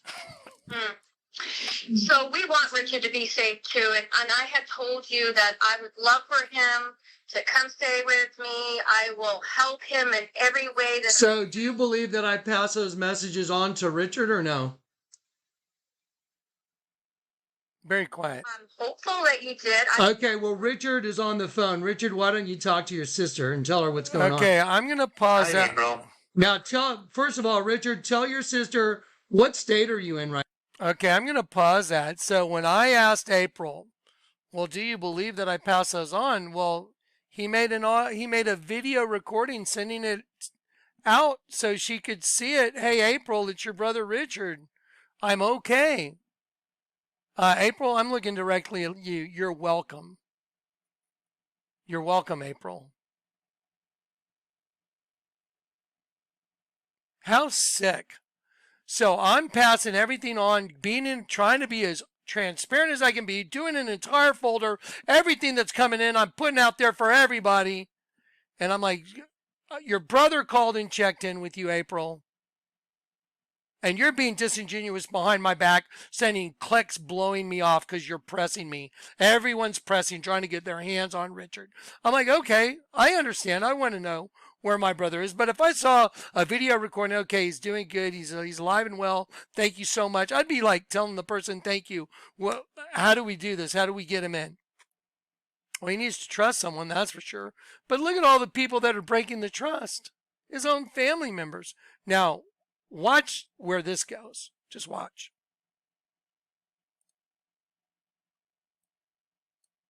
Wants Richard to be safe. So we no money and no way to do anything. Someone was willing to step up and help him. And that's the person he's been with since this began. Do you understand? Now, can you imagine being that person that stepped up to help him, what that person might feel like in this situation? Absolutely. I'm sure he wants Richard to leave. Yeah, well, wants him to leave. He wants Richard to be safe. So we want Richard to be safe too. And I had told you that I would love for him to come stay with me. I will help him in every way. So do you believe that I pass those messages on to Richard or no? I'm hopeful that you did. Okay, well, Richard is on the phone. Richard, why don't you talk to your sister and tell her what's going on? Hi, April. Now, first of all, Richard, tell your sister, what state are you in right now? I'm in California. Okay, have I ever said anything during this entire time that is inconsistent with what's going on here? Hey, Richard, will you... April, here's my perspective, okay? Jonathan Kleck is the only one that has been genuine through this whole process. And he put an APB out for your request to his entire subscriber list and was able to reach me and then identify where I was and then send somebody to pick me up out of concern for my safety to secure my well-being.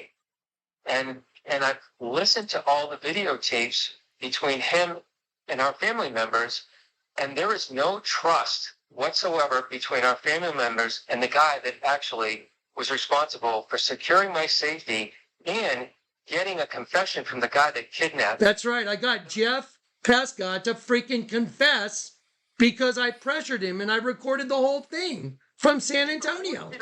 I want you to understand this. I was bound, gagged, threatened with my life, and he was going to tell me, he told me that I was going to be effed in the ass at least once that evening. I've heard all of it. Right? Okay, well, hey, I would like to speak. let him talk. Listen. Let Richard talk. Let me listen. See, this is what I'm talking about, April. You're not grasping the gravity of the situation here. There's a concerted effort to just get Richard in the hands of the family, and I don't trust that because you're not listening to what I am going through. You think you understand it, but you're not, because you're not letting me finish. Okay? So I was dropped off in my underwear in a sweatshirt as I escaped from the back of his truck and hid out for 3 days in an almond orchard, being tracked down by truckers and people with guns trying to flush me out of there. And I, by the grace of God, escaped by this Christian couple that was willing to drive me home to Sacramento and drop me off. Do you understand what I have been through? No one seems every day. No one. I cried, Richard, when we all cried when we heard what had happened to you. So why do you continue? Why do you and Donna and this private investigator who doesn't really seem to care about what Jonathan Kleck has to say continue to treat Jonathan like he is involved in this? And there is no trust. Donna continues to align herself with some lunatic fringe on Facebook that had basically come against Donna. I'm not Donna. You know I'm not Donna, okay? Please hear me. Please hear I was sick. I was worried. You disappeared. I'm the one that confronted Jeff. I'm the one that went down to the sheriff's department and filed your police missing persons report. I'm the one that put your missing person on Facebook. I'm the one that did on Next Door Neighbor. I was working so hard to find you. Okay, well, guess what? I'm the one that brought him in. I know. Okay, well, I'm getting. Wait, hang on a sec. I'm getting tired of your sister out there running her mouth with people like the Sullivans who are just total trash. I don't care. Listen, April. As soon as I'm giving you all this information that I'm trying to give you, and you're pressing me to make Richard call you, I said, well, he can call. I gave me your message that you want to take care of him. I pass that all along. And then as soon as I get off that text message, you say what? Kleck. And then in a derogatory way, he's blowing me off. Who were you sending that to? I'm recording this. Who did you send that to? Who did you send that text to? Listen. Answer the question. Listen. No. Listen to me. Answer the question. Who did you? Answering any question. Oh, now you're not going to tell us who. You told me you sent it to your parents. Listen to me. Okay, isn't this interesting? That's not relevant.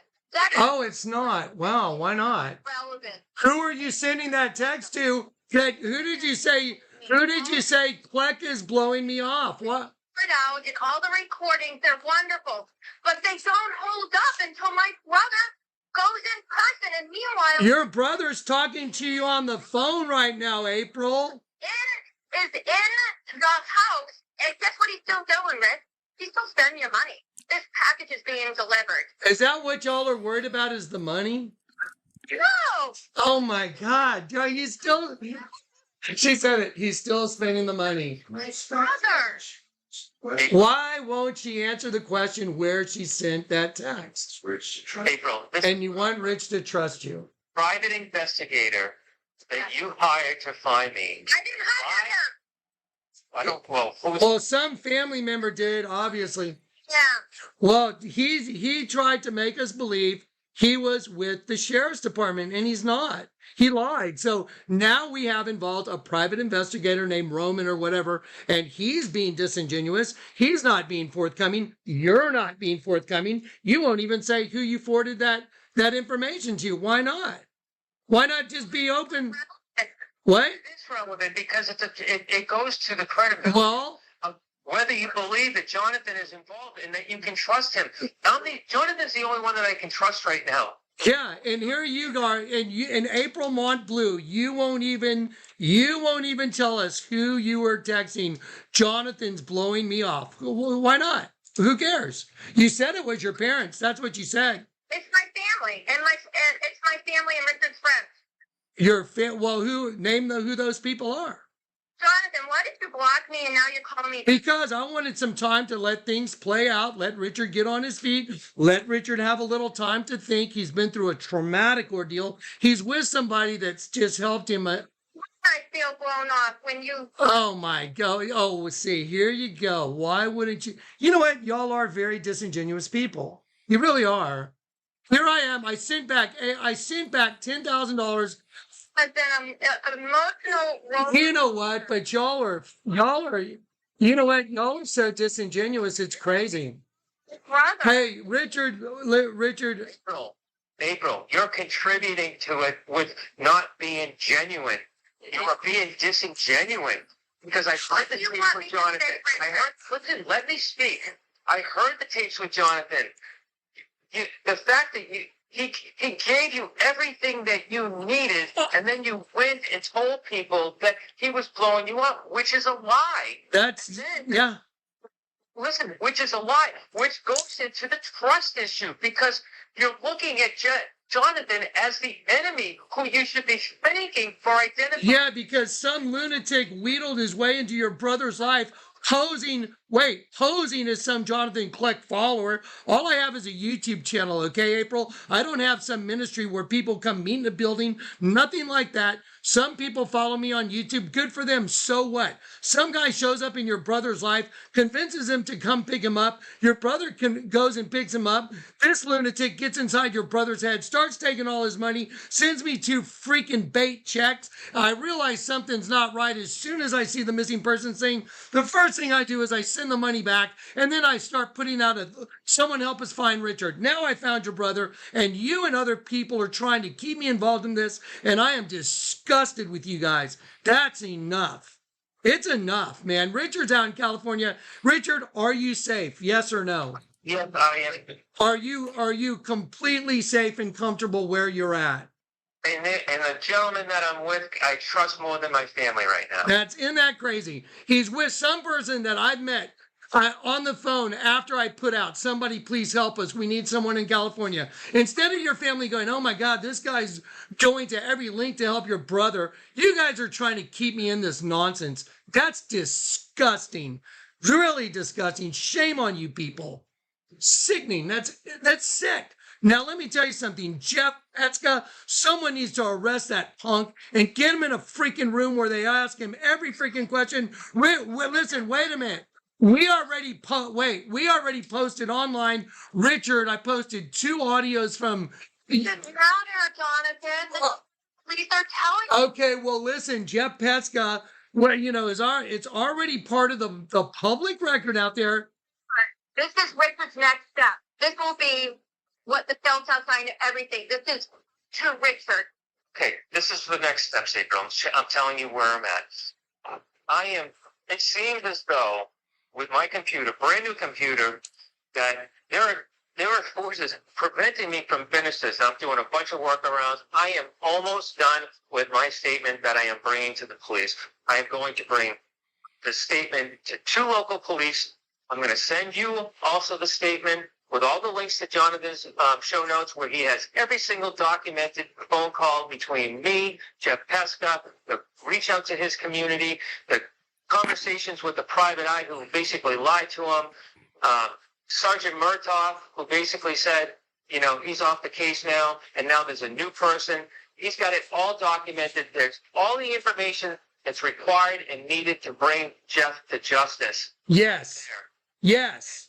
And I will send a copy. I'm going to send a copy via certified mail. It doesn't mean anything unless you go down in person and make. I will go in there once I know that they have certified received it, because April, when they sent a sheriff's department to my house, when Jeff was originally there, we checked the records.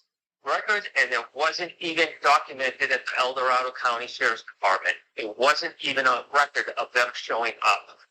I don't trust them because they're loosey-goosey. So I want to make sure that they've got this statement first.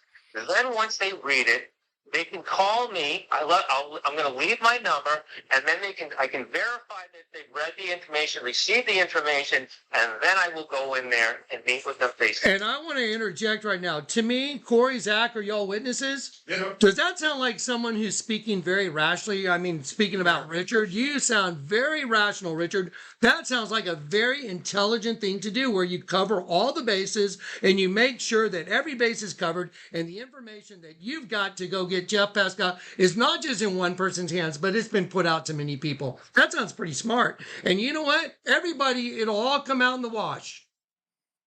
But if people are worried that he's out there spending his money, you know what? The people that have donated to try and help me did I tell you, Richard, I'm willing to give you $20,000 right now if you need money? Yes or no?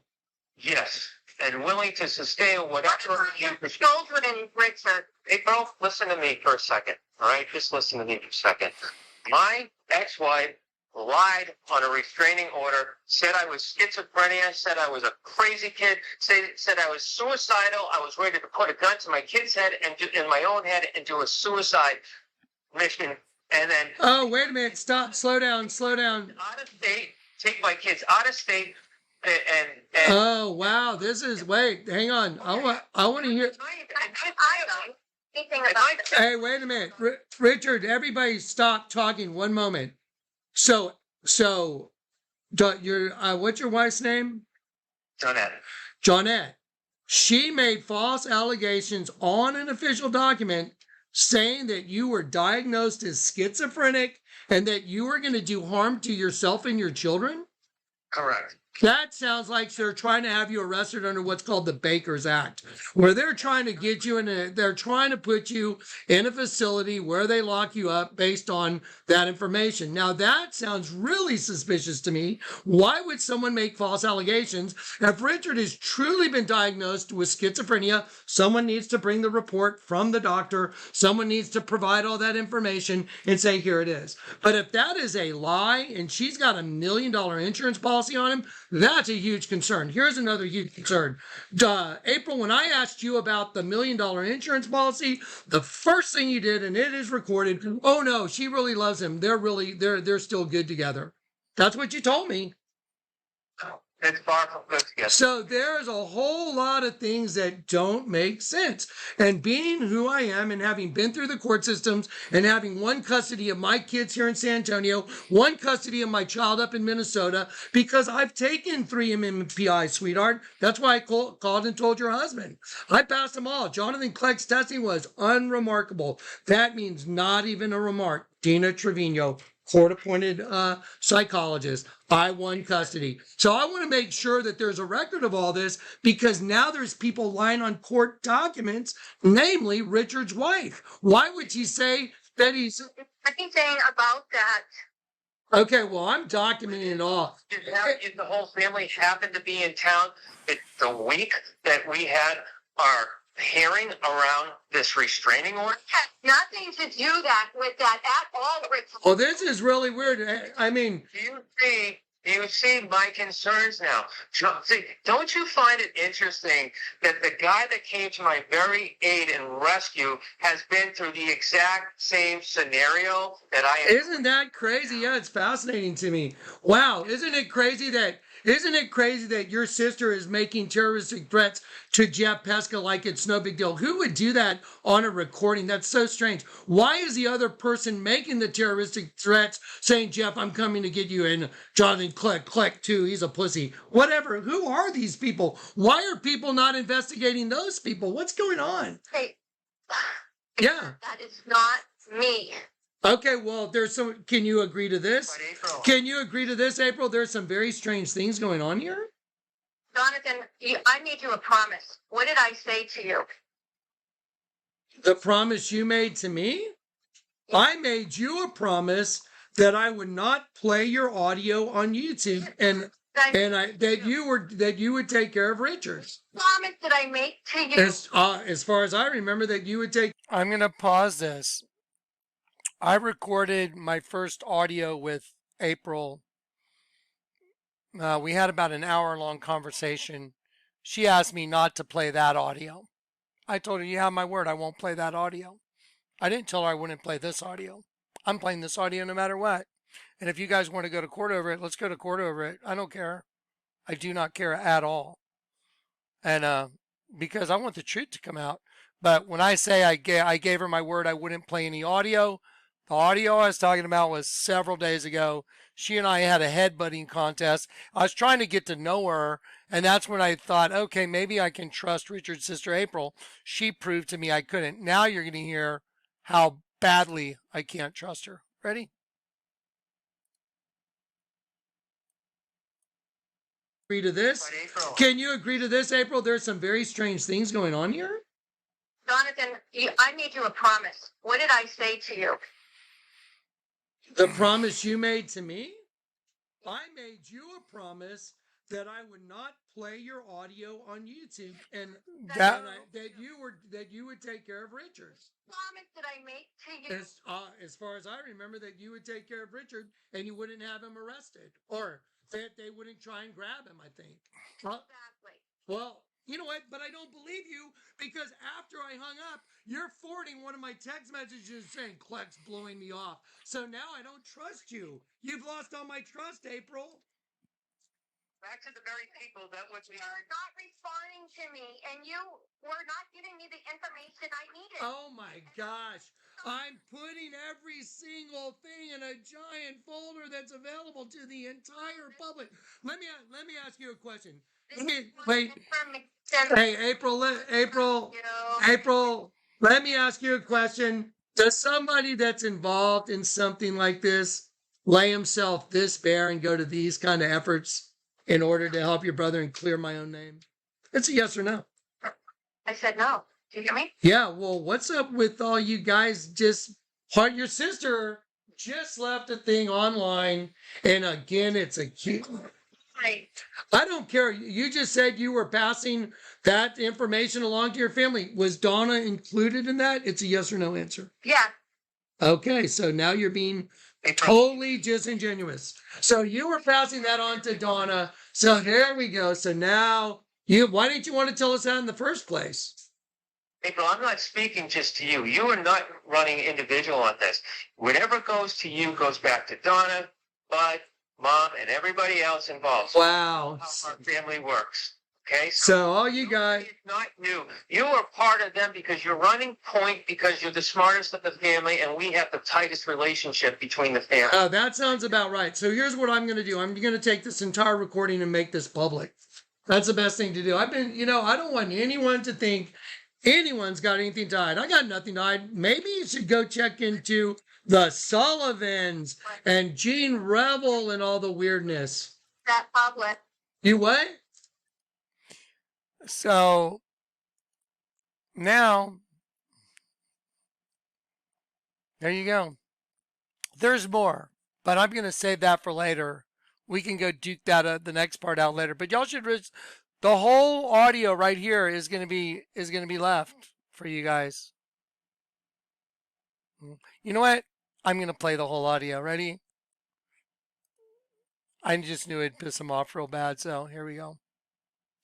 You're the smartest of the family, and we have the tightest relationship between the family. Oh, that sounds about right. So here's what I'm going to do. I'm going to take this entire recording and make this public.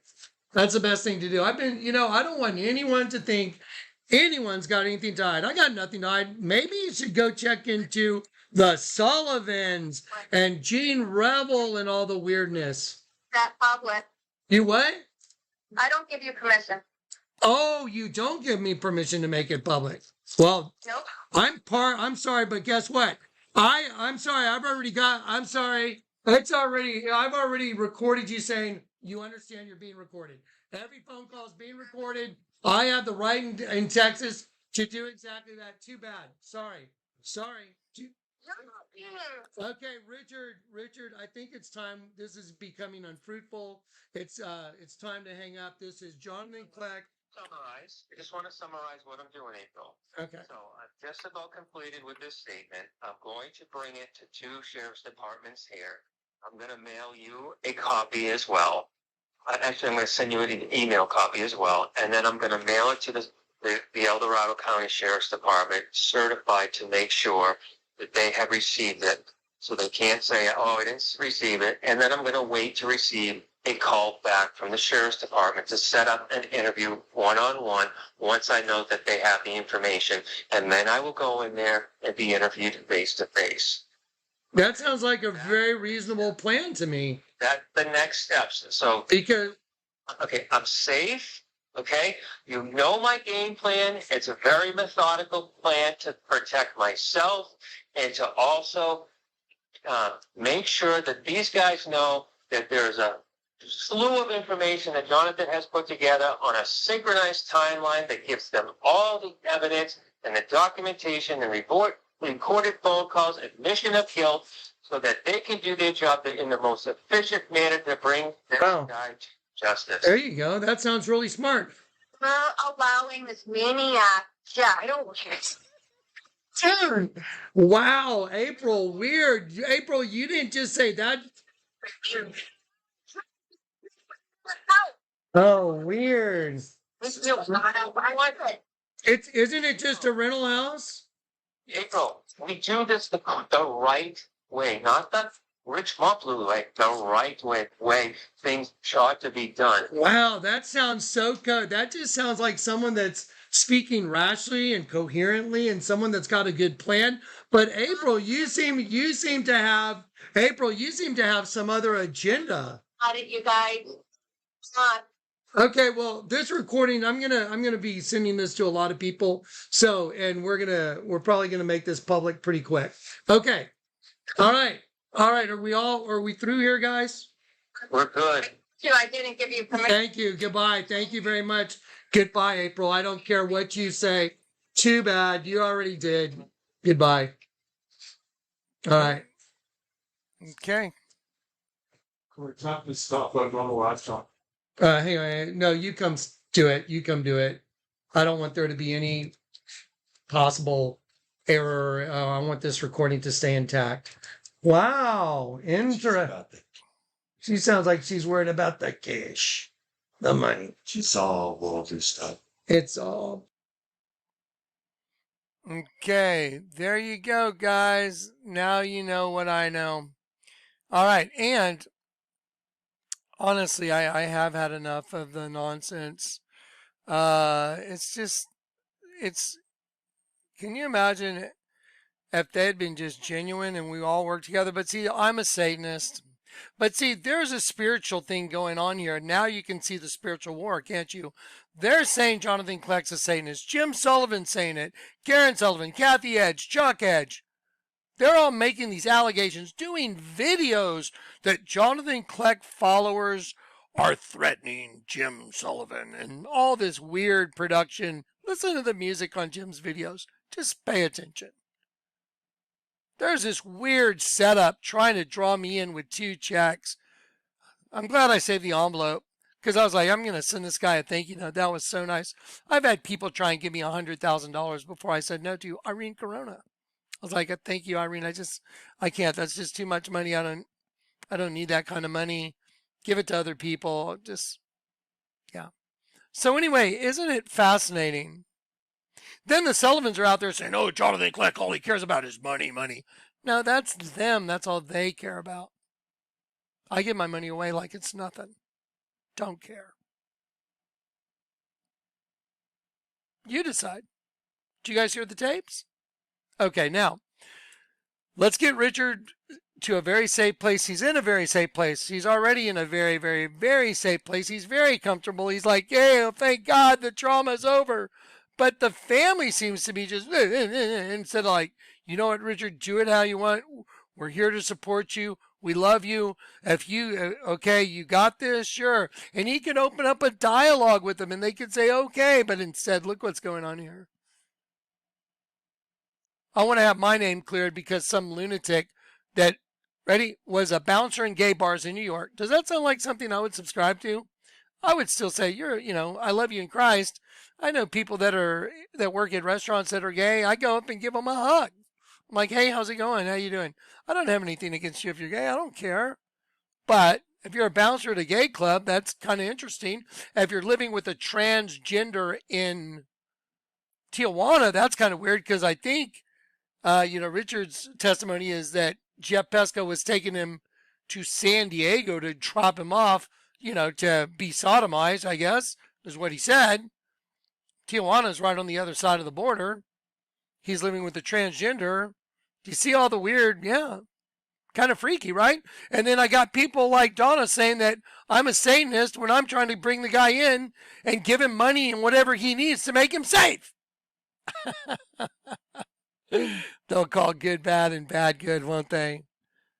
I think we're very close to what's on the U.S. currency. I showed you guys the U.S. currency notes have bombings of all the buildings in the United States. $10 bill's got a tidal wave covering New York. The new $100 bill has a nuke going off, taking out New York City. Those are the new images that I prophesied in 2007, and then the words that came out of my mouth manifested on the $100 bill. Out of the sea shall come fire and smoke, and a devouring wind. That's a nuke going off. Water as high as the walls of Jerusalem will cover the city by the sea. That's a tidal wave. So those same images came out on U.S. currency notes. Let's watch that one little video real quick, and then I'll wrap this up. Let me show you what I'm talking about. They manifested as images on U.S. currency notes. Let's go to the Jonathan Kleck channel, and then let's go to here.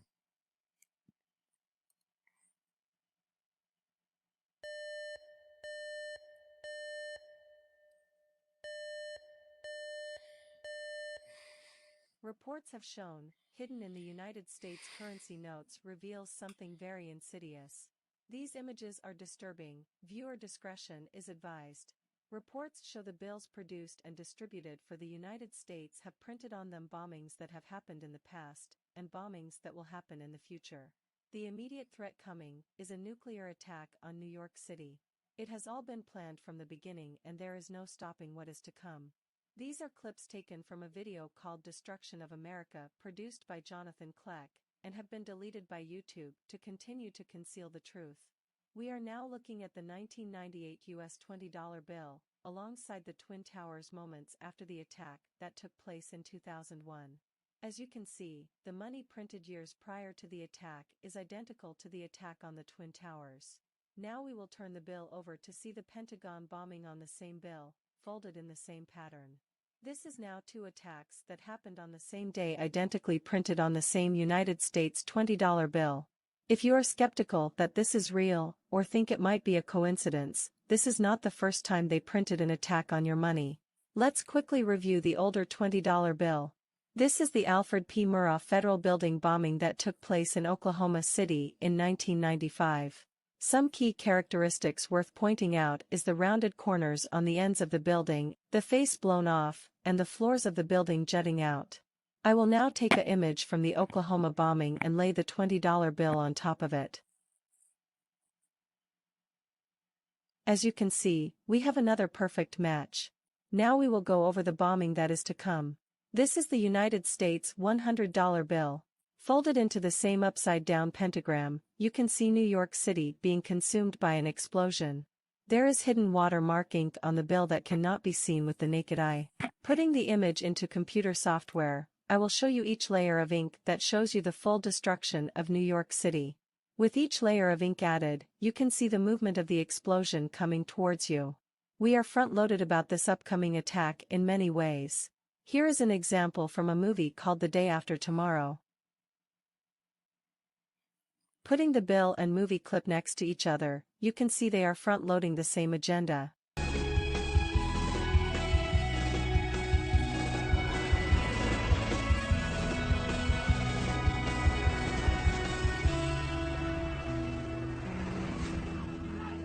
Looking on the next image hidden on the same $100 bill, you can see a nuclear missile impacting the water.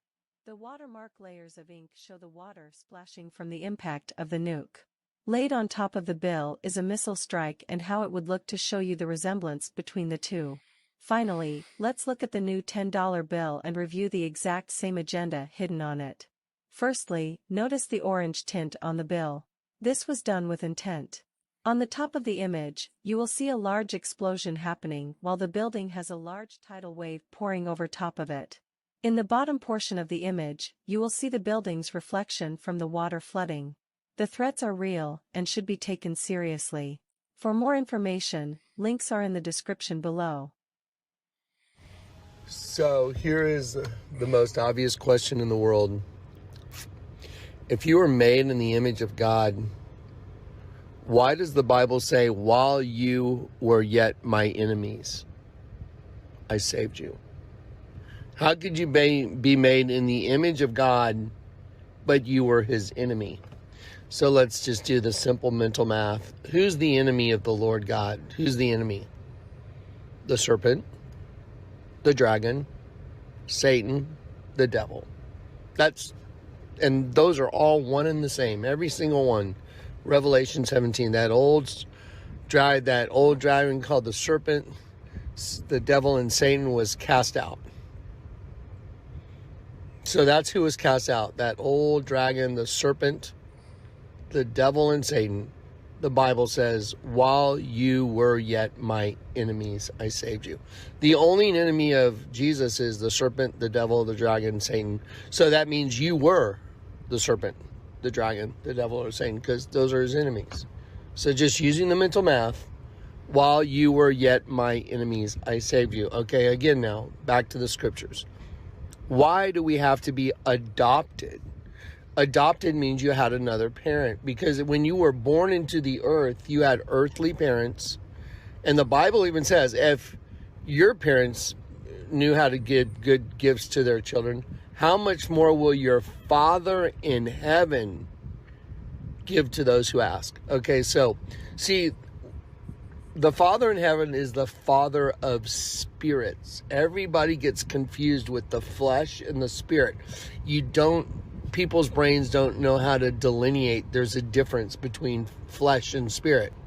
So the Father of spirits, and we made our choice to come here. And so now you're commingled with another spirit, a demon, angel and a demon, inside one host body. That's the whole understanding. Then you have to be adopted. Then in Genesis 1, let us make man in our image. There's the spirit of the world. There's the spirit that's of the world, the prince of the power of the air. And then there's the Holy Spirit. Why do you think you have to get a new spiritual conversion? Because the spirit that's running you isn't the Holy Spirit. It's a no-brainer. So when you turn back to God, you turn back. Where's God? God's in heaven. Up. You turn, look up. That's why Islam prays with their head to the ground. Satan's their daddy.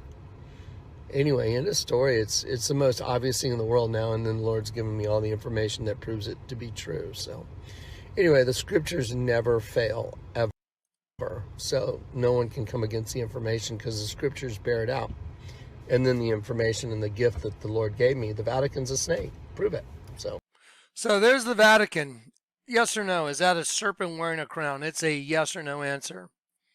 Okay, well, the person speaking to you is the one that the Lord God chose to reveal all this to the world. Do you think that maybe he might be working through people to try and get to Johnny, to try and get to Rich? Did you ever think about that? Now, here's a problem. When people lie and they falsely accuse other people, the Bible says if you're a liar, you're a child of Satan. I've seen a lot of lies going on here. What's going on? Especially Jeff Petska. He's number one on the list. Number one liar, Jeff Petska. He's a psychotic liar. Jeff, if you're watching this, dude, what a fraud. What an agent provocateur you are. But you got caught. Now, everybody else, repent. Tell God you're sorry. I'm sorry I did this. Why would you go after someone in the way that you have? Without relenting. There's no relenting, I notice. There's no like, you know what? Sorry. It's okay. All right, guys. I think we're getting very close to something very supernatural happening, and it sure lends itself to the whole reality that if I showed everybody that the bombings are on the money and the future bombings that are about to happen, those are going to happen, right? And why wouldn't everybody want every recording to be played? Let me ask you that. Why? I'll let every recording be played. I don't care. Whatever. Let's do it. All right. I love you guys in Christ. Download this. Send it to your friends. Keep copies of it. All right.